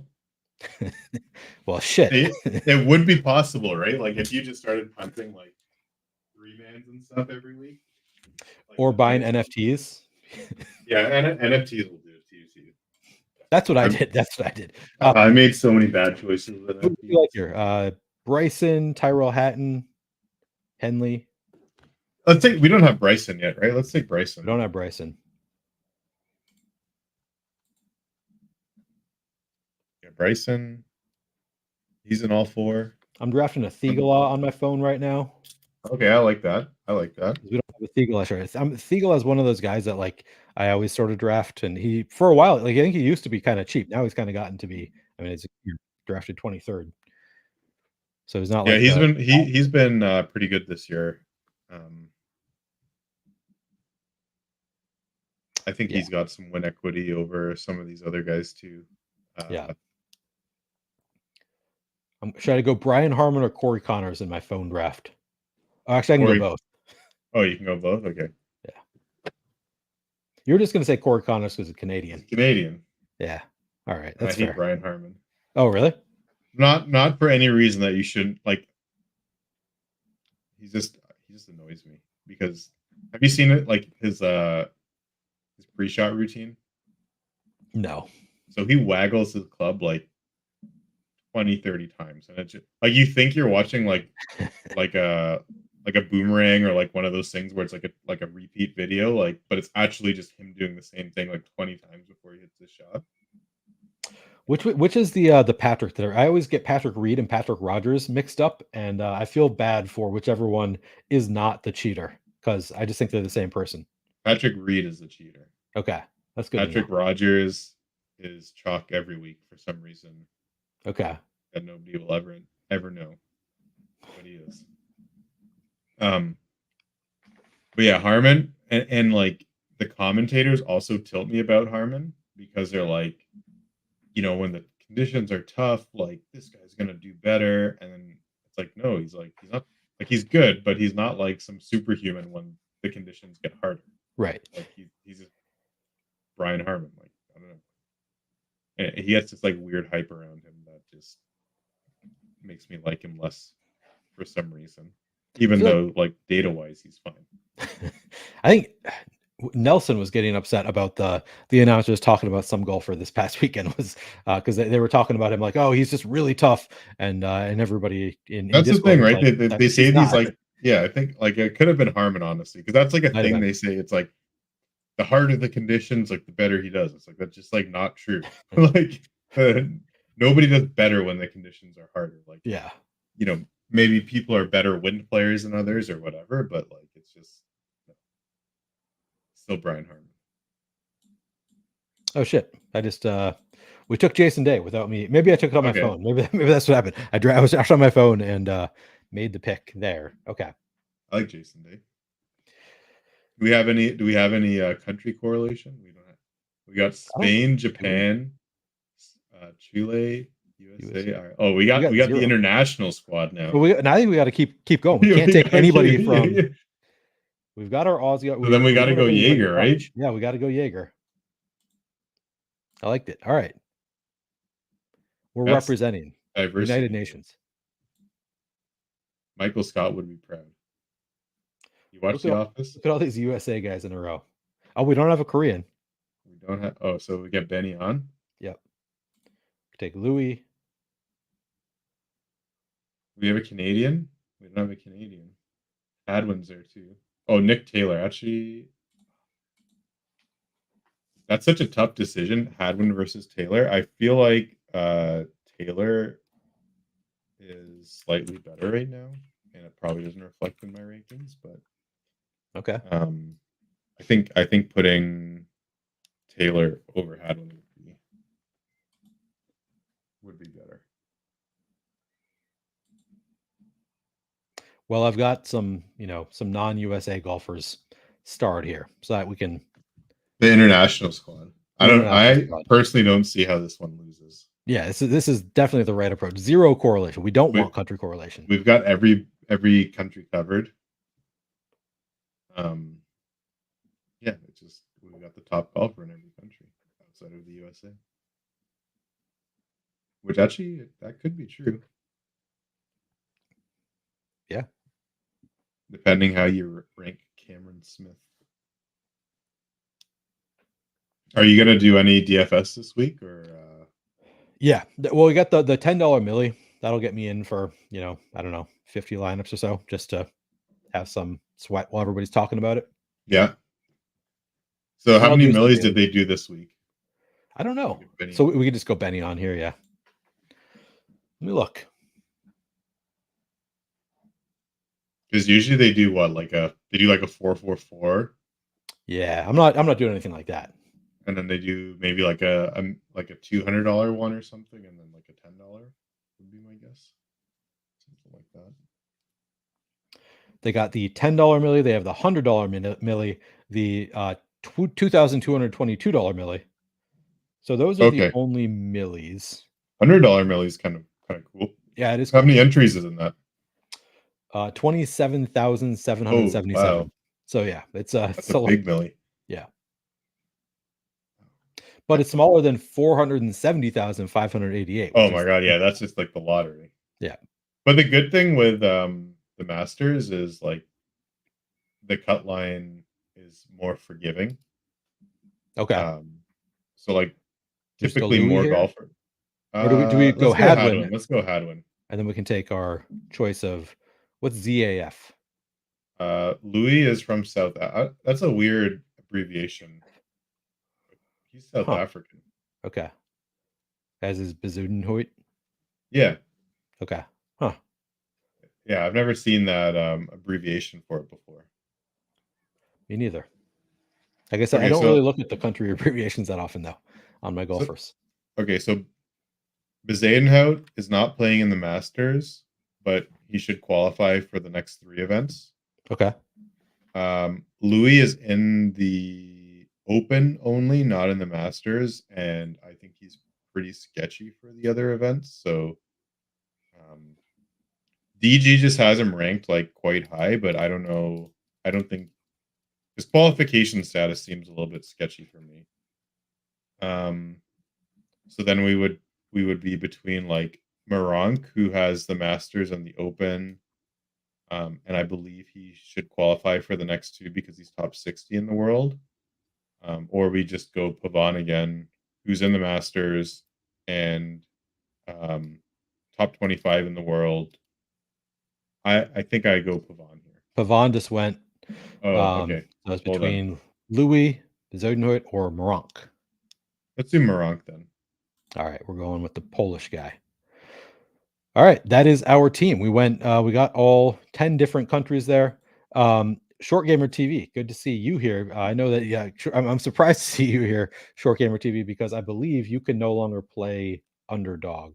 I don't know if you're in Florida. I forget where you are, but didn't you just lose Underdog, which sucks for you? It's great for everybody else because Short Gamer TV has been crushing it both on Underdog and in DFS. I saw just had another big win, and I heard a rumor that Short Gamer is very young. Also, somebody was telling me that Short Gamer TV is one of the young goats. Is that correct, Short Gamer? If you're still here, Oh, I think he actually popped up on my For You page. Short Gamer TV. I'm pretty sure because I'm kind of remembering that handle now, and maybe it was like a On MLB win Twitter. or Okay, something, yeah, or yeah, was it like probably, he probably. recently binked something, right? He been, yeah, It showed up on he's my had For a You. few binks recently. I mean, he's had many. He won a millie earlier this year, or in, I think NFL season. Um, and yeah, I think he just won 100,000 like twice in the past couple weeks, or 50,000. I don't know. Oh, he's in Maine, and he's 22 years old. 2022. Yeah, that's even younger than like JMB and who else? BP Colonia, I think, is older than that. So he's the up and comer. Yeah, so I think Short Gamer is the youngest goat that I know. Good for you. And he's been winning for a while. I feel like I've known Short Gamer for at least 2-3 years now. So that's impressive. Probably not more than 4 because wouldn't be allowed. What do you think, Ricky? Do we do another one? How you doing? Yeah, I just opened up here, so Oh, perfect. Well, let's keep going then. this one is called Snakebite City. Snakebite City. It's a prickly pear IPA. Actually, this one is like probably the tastiest out of all the ones that I've tried. Prickly Pear IPA. Yeah. Is it sweet? It's not overly sweet, but it has like a little bit of sweetness to it, which is why it's kind of nice. This is actually like really nice. I didn't realize that Florida only lost Pick'ems. They didn't lose all the other stuff. That's good. What did we get in this one? 6th again? There's Sixth no again. way. There's no way. I'm turning on autopilot. We're doing another. How is that even?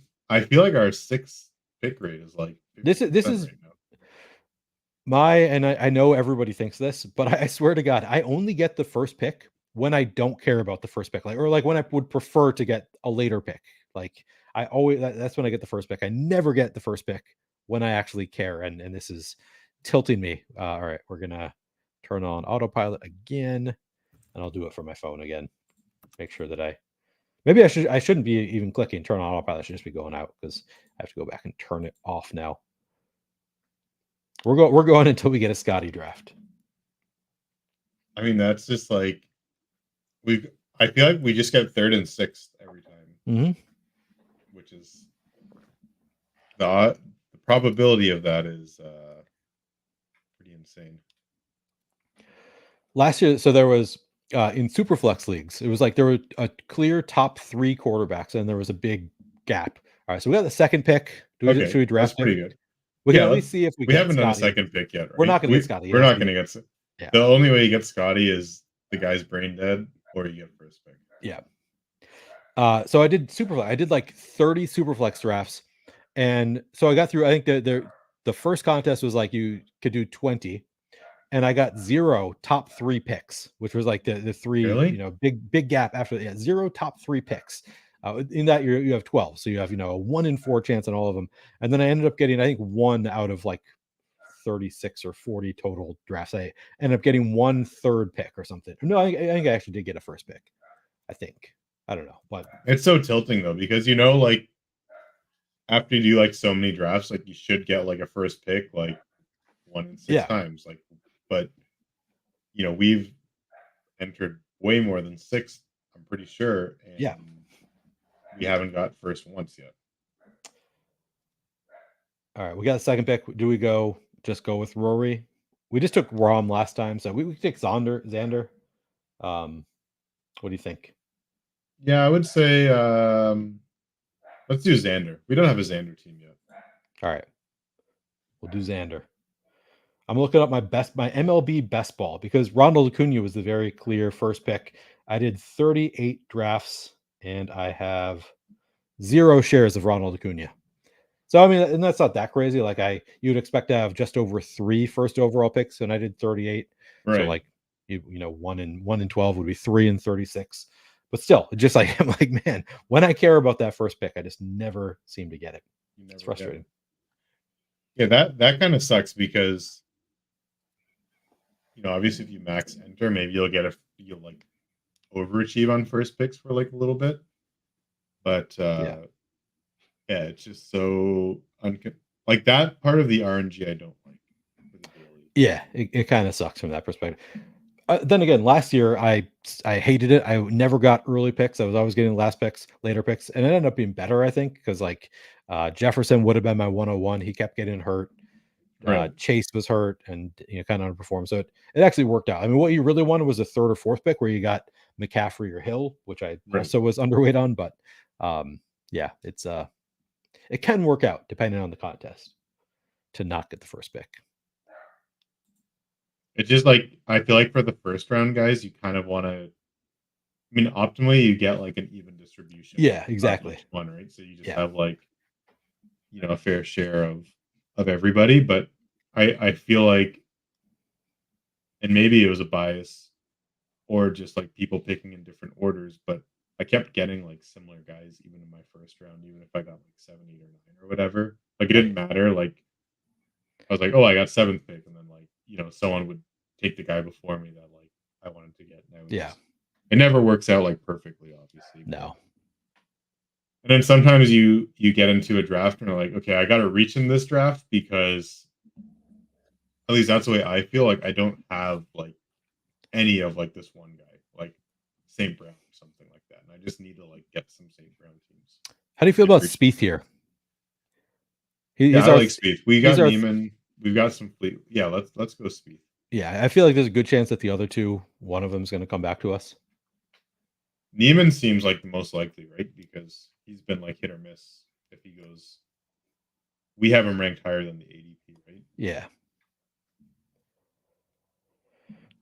Yeah, we're going to get a ton of Neiman probably because his ADP. Okay, he took Neiman, so now we could go with Fleetwood. We go with Fitzpatrick. Let's do Homa. Fitz. Or do we have any Fleetwood? Actually, let's go Fleetwood. We got him 3 ranks higher. All right. DJ Sabers. I know that person. I forget who it is, but I know the name. There are so many people like I know them through Twitter, and then like I know the username, but then I forget who it is. Have That's you why. noticed like any regular sharks in these streets? Like any big names in the PGA drafts that you've been doing? I mean, you can see here, like every single person in this draft is a red badge, which means that they're pretty experienced players. Okay. Like I recognize Brent Tompkins. I think I definitely recognize Double X Dave, Double X2 Dave. I recognize DJ Sabers. I'm trying to think if I think I I guess sort of recognize. maybe like more so from like a DFS like landscape. Oh, DFS. Because I don't Yes. recognize any of these names, but like obviously you're saying they have red badges, so do Yeah. you play So on Underdog? there are definitely some regular DFSers who play Underdog. I'm trying to think of who I see.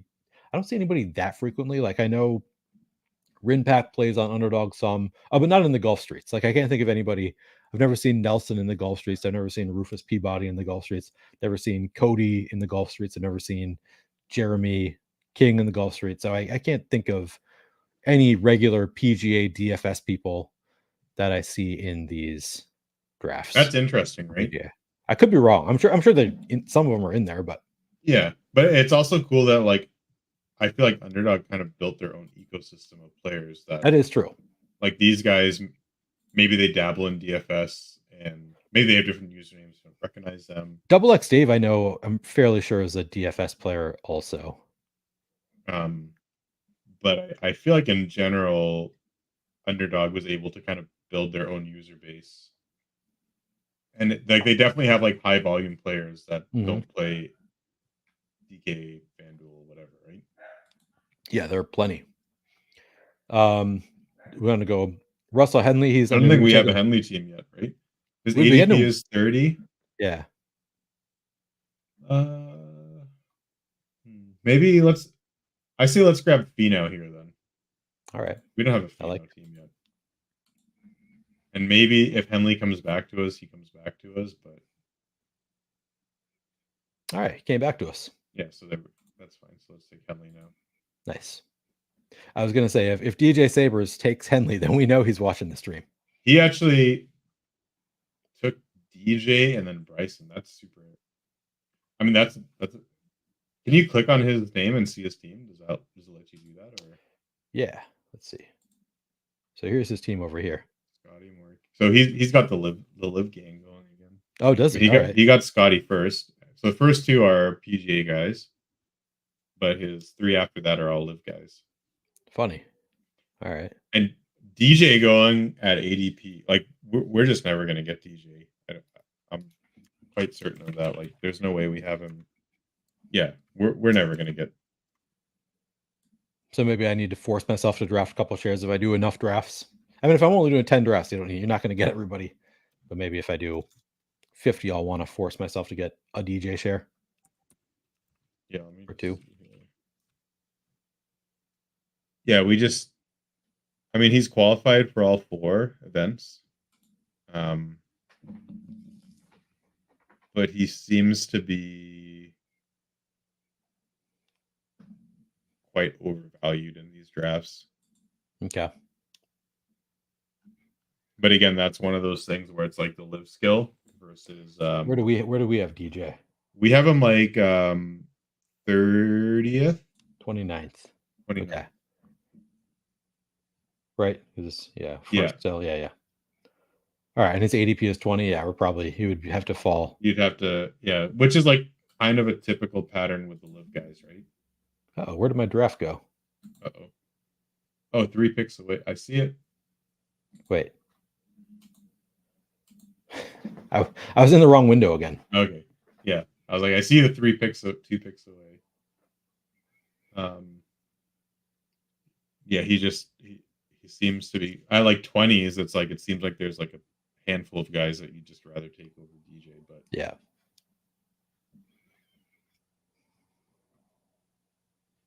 All right, we are. Ooh, I like Siwoo here. We don't have a Siwoo team, and Siwoo is the most tilting golfer, but he does have the ability to go off. So anytime I need him, he doesn't do what I need him to do. But wide range of outcomes guy. Yeah, Adam Scott. Let's do it. All right. Yeah, we took Akshay in the last one.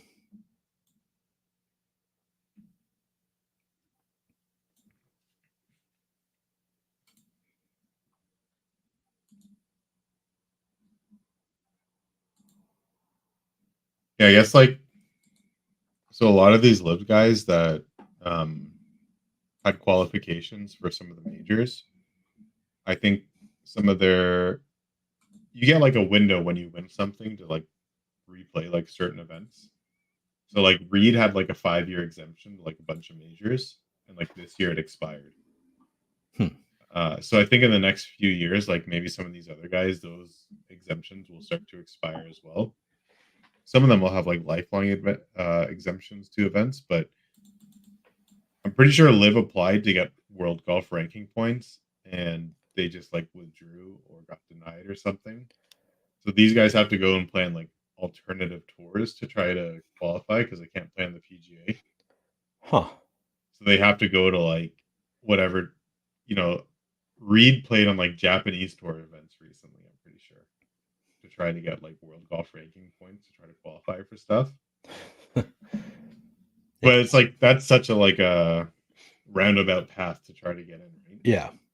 And if you're playing like a limited number of events, like you kind of have to just like win those or do like really well to make it Yeah. worthwhile. Right. So it'll be interesting to see what unfolds over the next few years with these live guys, how they continue to play in these events because their world golf ranking is just like plummeting off the face of the earth. And that's one of the benchmarks to get in if you're not on the PGA Tour. Interesting.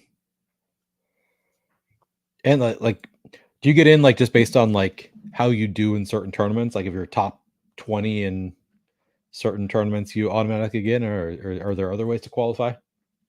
Yeah, so like if I look at the Masters, obviously they have the field set. But if we look at the PGA Championship, which is the event after, so anybody that has won a PGA event up until the PGA Championship gets in.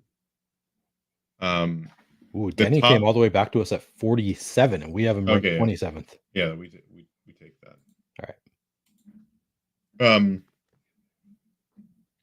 Top 3 from International Federation ranking list. So that's kind of like the alternative tours. So the top 3 from those other tours they get in.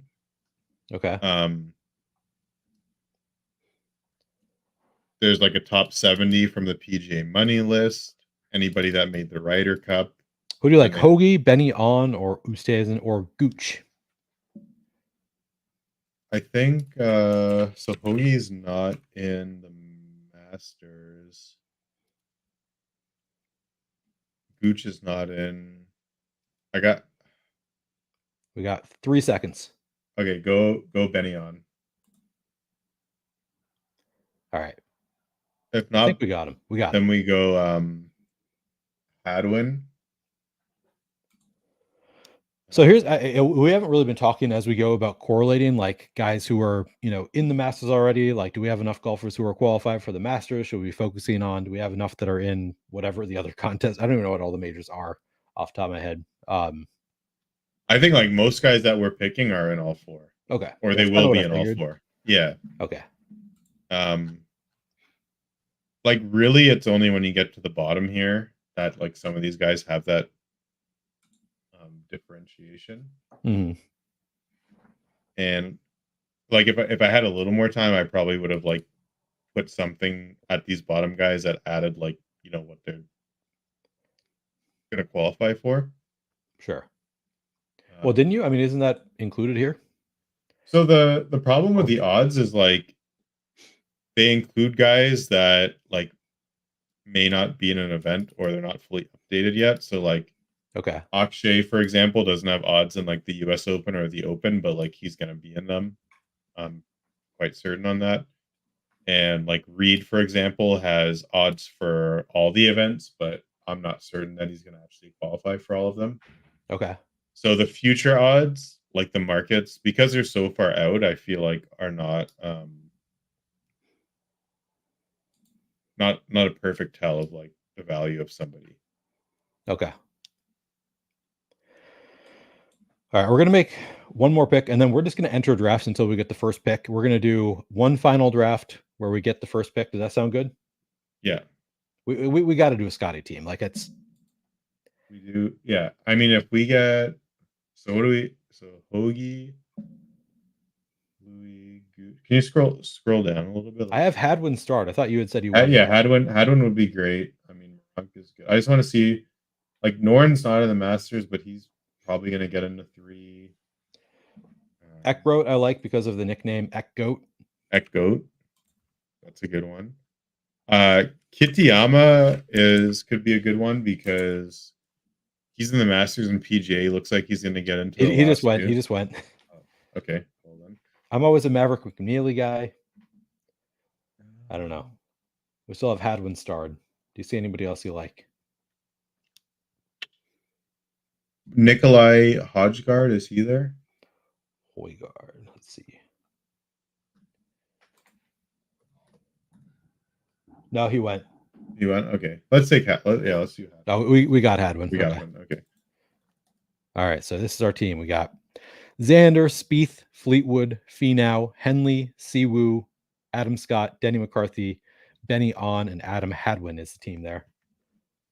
All right, we're gonna keep drafting. I've got 300. And we could do 37 of these until we run out. At that point, I'm not going to keep going. We're not going to. If we don't, if we don't get the first pick, that would be crazy.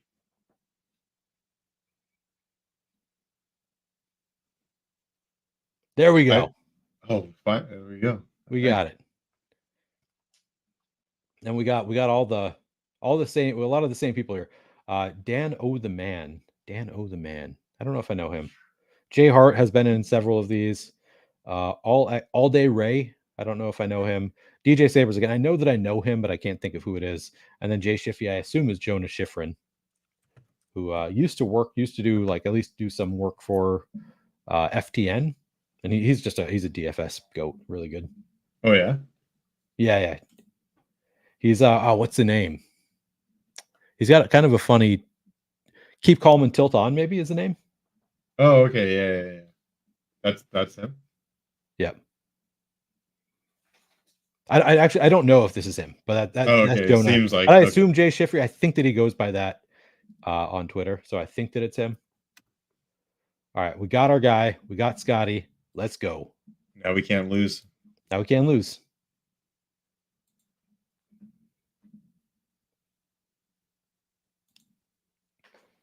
Let's see. I haven't really been paying attention to the first round. I'm curious.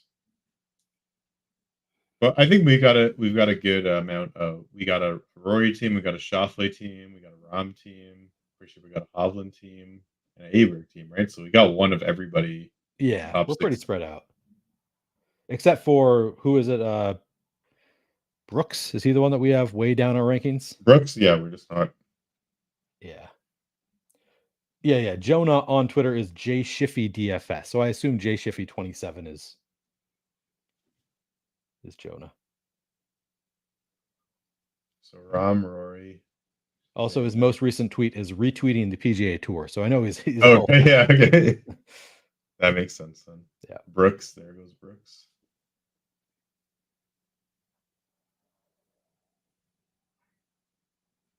So are you gonna watch the Masters this weekend? Like, do you plan to watch it now that you have some skin in the game?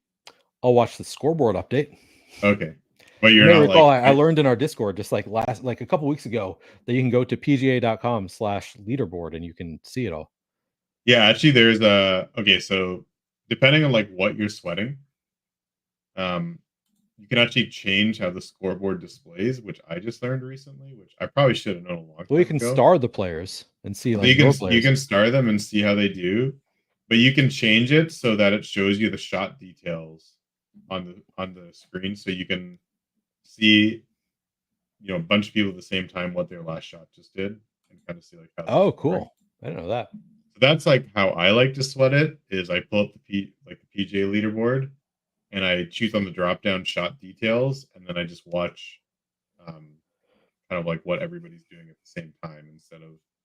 I think the default one just shows you like their overall score, but it doesn't show you like the shot by shot detail. Right. So that's the way I've been sweating it, and it's made. I sometimes watch like the group, like you can watch like a 3D. Oh yeah, on the shot tracker, right? Yeah. So like the actual best shot tracker is Bet365. Okay. Like it's way faster than the PGA Tour, which is kind of sad. And it's just like way more functional. So if I'm like really sweating something, I'll do like the Bet365 one, because it's like way more up to date and way more accurate. But I usually try to watch on TV as many shots as I can, but they need to make it better. I don't even know where they have it on TV. I bet I could find, like, maybe Hulu has it or something, but I don't have cable. All right, so I think we got to go Neiman here. Just like We have him ranked 8th, and I don't think he's going to come back to us. And also, like from a combinatorial ownership, I don't think that many people are going to have Scheffler and Neiman because he has the ADP of 18. Let's do it. We got 2 picks here, right? So we do. So do we go Spieth just because he's like Fleetwood might come back to us? Spieth won't. Yeah, let's do Spieth. Yeah, let's do Neiman Spieth. So Sunday and Saturday afternoon after like 3 p.m. Well, the Masters might be different, but for sure after 3 p.m. it'll just be on like general cable, like NBC or like ABC or I'm not too familiar with the US networks. Yeah, NBC I feel like has their own streaming network too. So like I guess NBC I should be able to just get it on like with my bunny ears, which our bunny ears are kind of spotty for whatever reason, but what do you use, like an IPTV service or do you just not have anything to like watch? I don't have anything. I watch everything on I have Hulu, I have Amazon, I have HBO, I have Netflix. You know, I just have like you have all the streaming stuff. Apple TV. I don't have NBC. It's like the one I don't have. Okay. But yeah, I just have all the streaming services. Yeah, then I'm not 100% sure how to watch it because I always do ESPN Plus in the morning. DJ Sabers is a hockey guy. Hockey show. Is it DJ Sabers? Yeah, I know him on Twitter. We actually going to a Sabres game for us is to watch at least play the Sabres like a few times a year. And it's cheaper for us to go to Buffalo and watch the game than it is to watch the game here against any team. Wow. So that's like a common thing for people to do. Like if you go to a Leafs game here, like let's say you take you and your significant other, tickets, food and drinks, like your minimum $600, but like you're like 600 to 1,000 for like 2 people, which is like insane. But you go to Buffalo and you're half that price for like 2 people. Like, wow. How long is that drive for you? An hour and a half at most. So like, and if I was to drive downtown on a Leafs night, it would be an hour. So it's really not that different. I can take the train, which would be 40 minutes, right? But all in all, it's really not that different, except you just can't drink as much if you have to drive. Yeah. I found DJ Sabers. He is DJ Mitchell DJ Mitchell 94 on Twitter. Yeah, that is what I know him from. All right. Our pick is coming up. We could, again, Henley is a guy that like probably won't come back to us. We could take him just for the combinatorial ownership aspect, or we could go. We got to go Scam Young. Scam Young. Well, we'll see if we can. We'll see what Dano the man does. If he takes him, we're going to be furious. He seems like a Bryson guy. Oh, Fina. Okay. Left him for us. Thank you, Dano. All right, so we're going Scam Young. Okay, and then after Scam,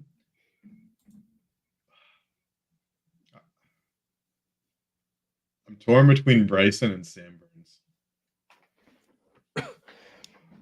Well, if we go Bryson, it's more likely that Sam Burns falls back to us. Probably none of these guys are falling back to us in 12 picks.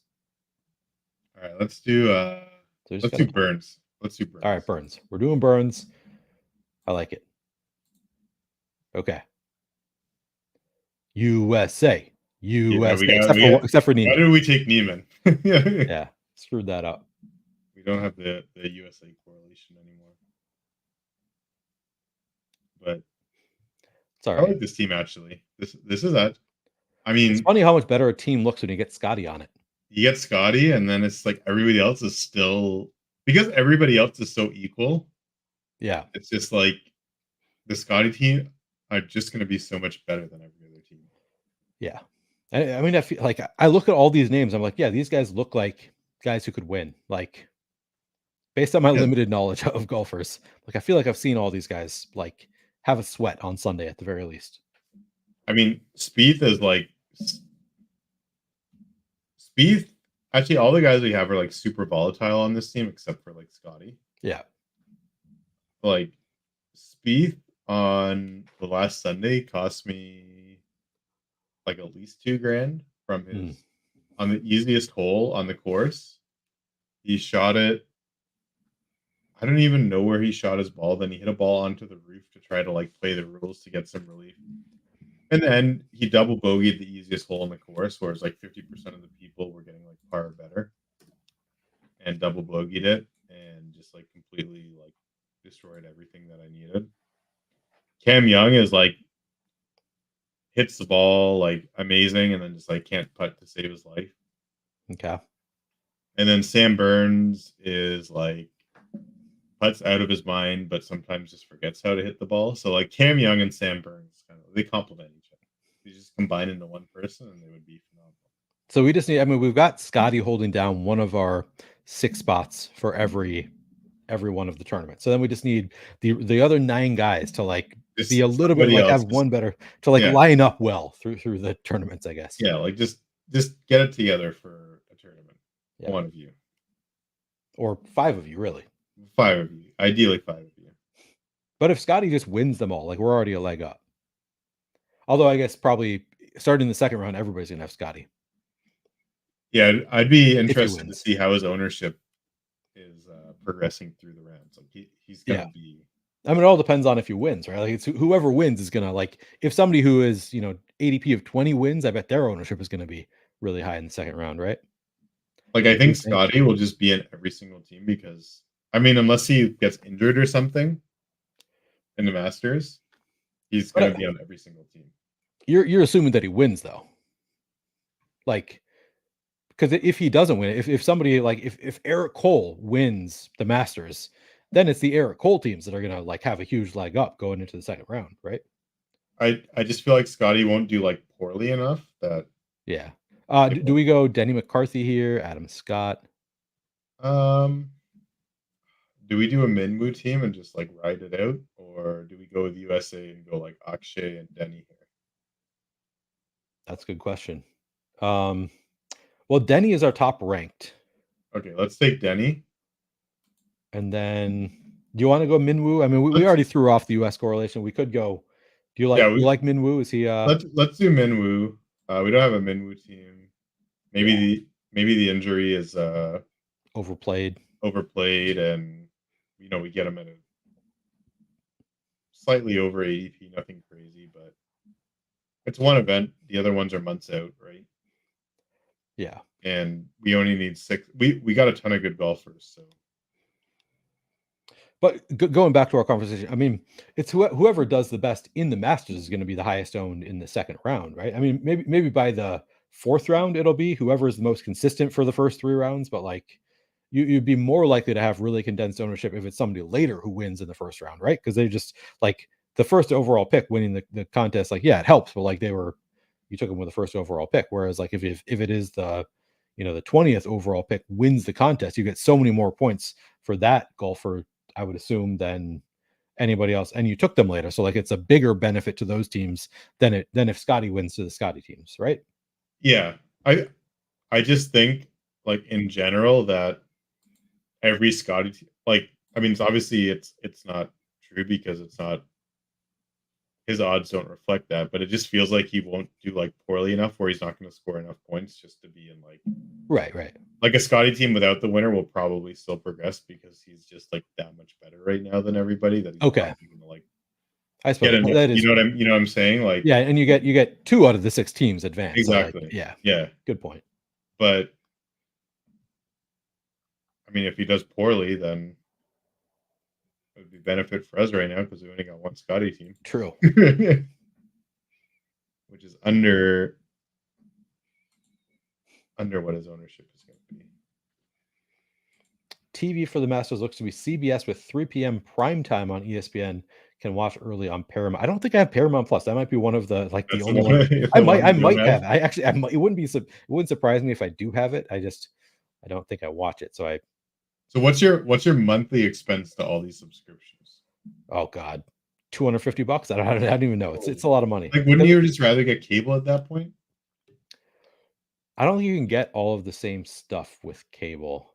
Okay. Maybe I'm wrong. I might be totally I wrong. guess it depends what you want to watch, right? Yeah. Like, Well, a lot of it is like I have Hulu with live TV, so I like live sports because I want to watch the UFL and like all the stuff that's on Hulu, okay, which so that that's comes like on over Hulu. $100 on its own. The Hulu, it's Hulu plus Okay, okay. Disney plus ESPN, all that kind of stuff. All right, we are up again. We can go Benny on. Let's I do know, Benny on and Nick Taylor. We don't have a Nick Taylor team, so I like those two. Two love it. solid guys. Yeah, and we Um, still have one more draft pick with the final pick in the draft coming up later. I just got into the IPTV world, and it was a game changer. I don't even know what that is.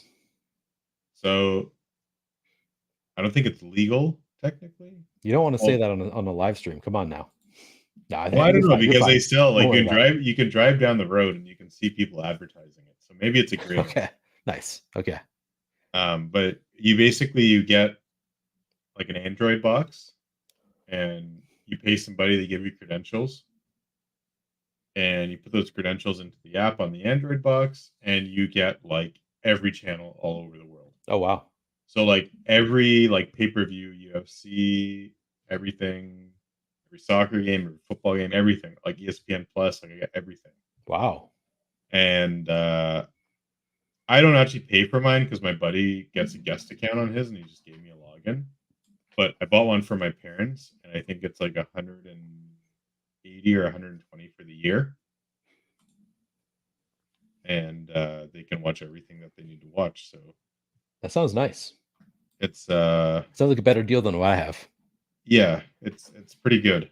And they also have like for all the streaming services, they usually have like channels for those as well. But Hmm.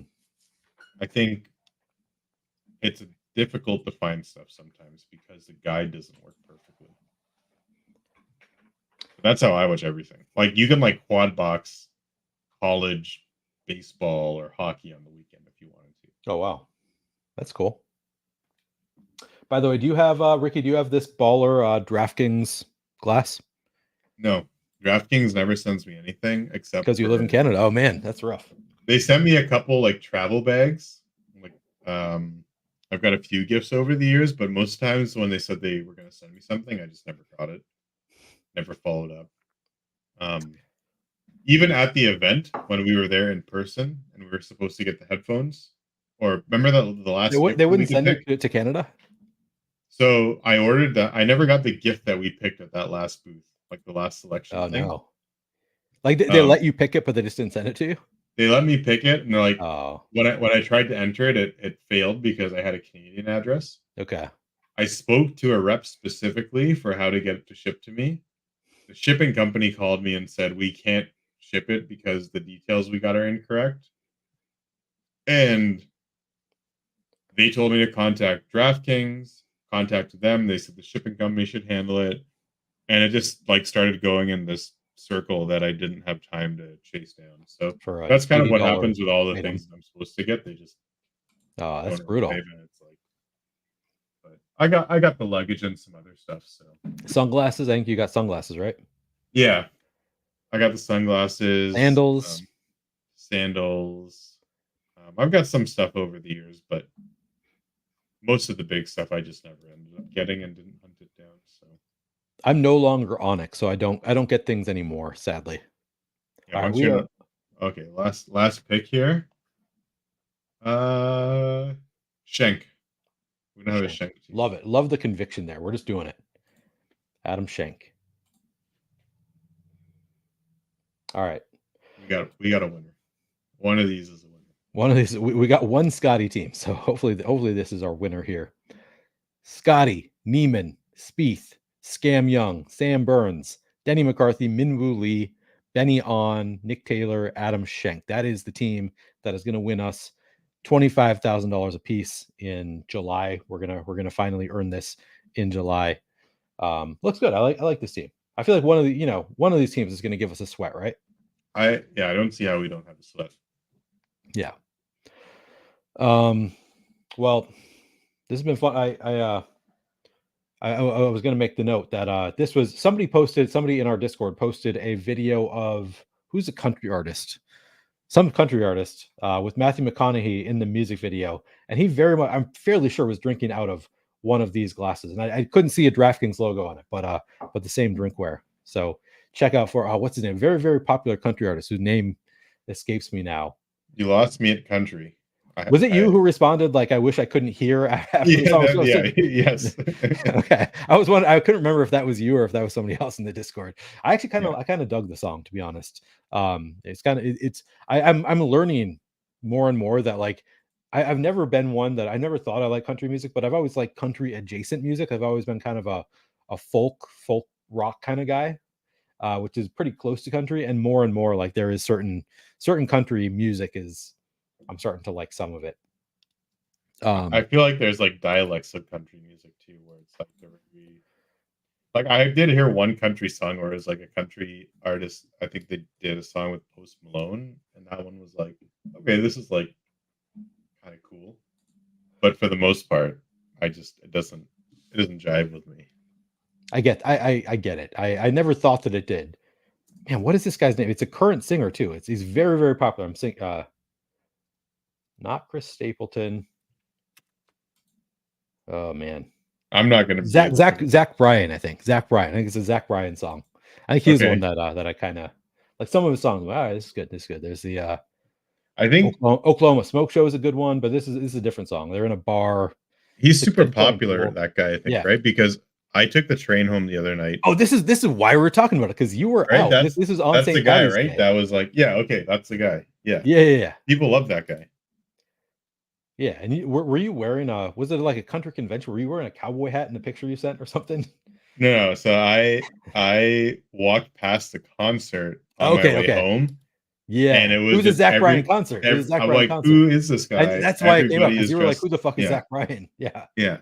That's right. Okay, now I remember. I was okay. Yeah, but I like him. This is funny. Hoosier says, when you play a country song backwards, you get your dog back, your house back, your wife back, your truck back. Yeah, that's exactly right. That is the classic country song. All right, Ricky, this has been a lot of fun. I feel like we've done enough drafts for one stream, and I think some of them are good. Looking forward to splitting some money with you in July. Do you have any final thoughts, and where can people find you? Oh, no, just thanks for having me on. Happy to hop on the stream to talk about any sport or discuss any topic. And I'm on Twitter. I think rfr3sh with a few H's on the end, but I don't really care who follows me, so I'm not too bothered to actually say it properly. And there's a 3 for the E. There's a 3 for the E, but yeah, I'm not too bothered about that. So I'll probably be on here again if you want me back. Would you do an NFL stream? Are you into NFL much? Oh, I'll do like any sport. I mean, I'm pretty much into everything. So let's do it. Let's run it back with an NFL. Baseball. If you want to do a betting stream, if you want to do anything, like I can get into some of the intricacies. Yeah, you could come on. You could come on Playing for Keeps sometime, because you do a lot of different types of stuff. So yeah, we'll have you back on the stream sometime for sure. Cool.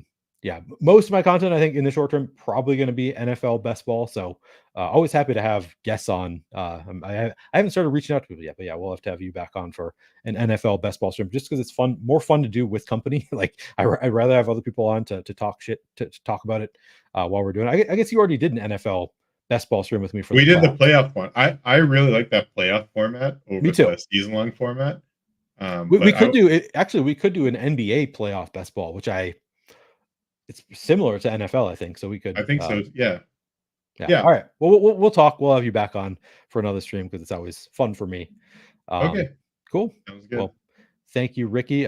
Thank you all for hanging out with us while we talked through these drafts. And please do like the video if you haven't done so. Please subscribe to the channel if you haven't done so. It means a lot to me. Appreciate you all hanging out with me. And let's go not fill up the Albatross. You should stop drafting. Don't take any of our advice. Don't fill up the Albatross. Let's go get some overlay. All right. Thanks for watching. Later, guys. See ya.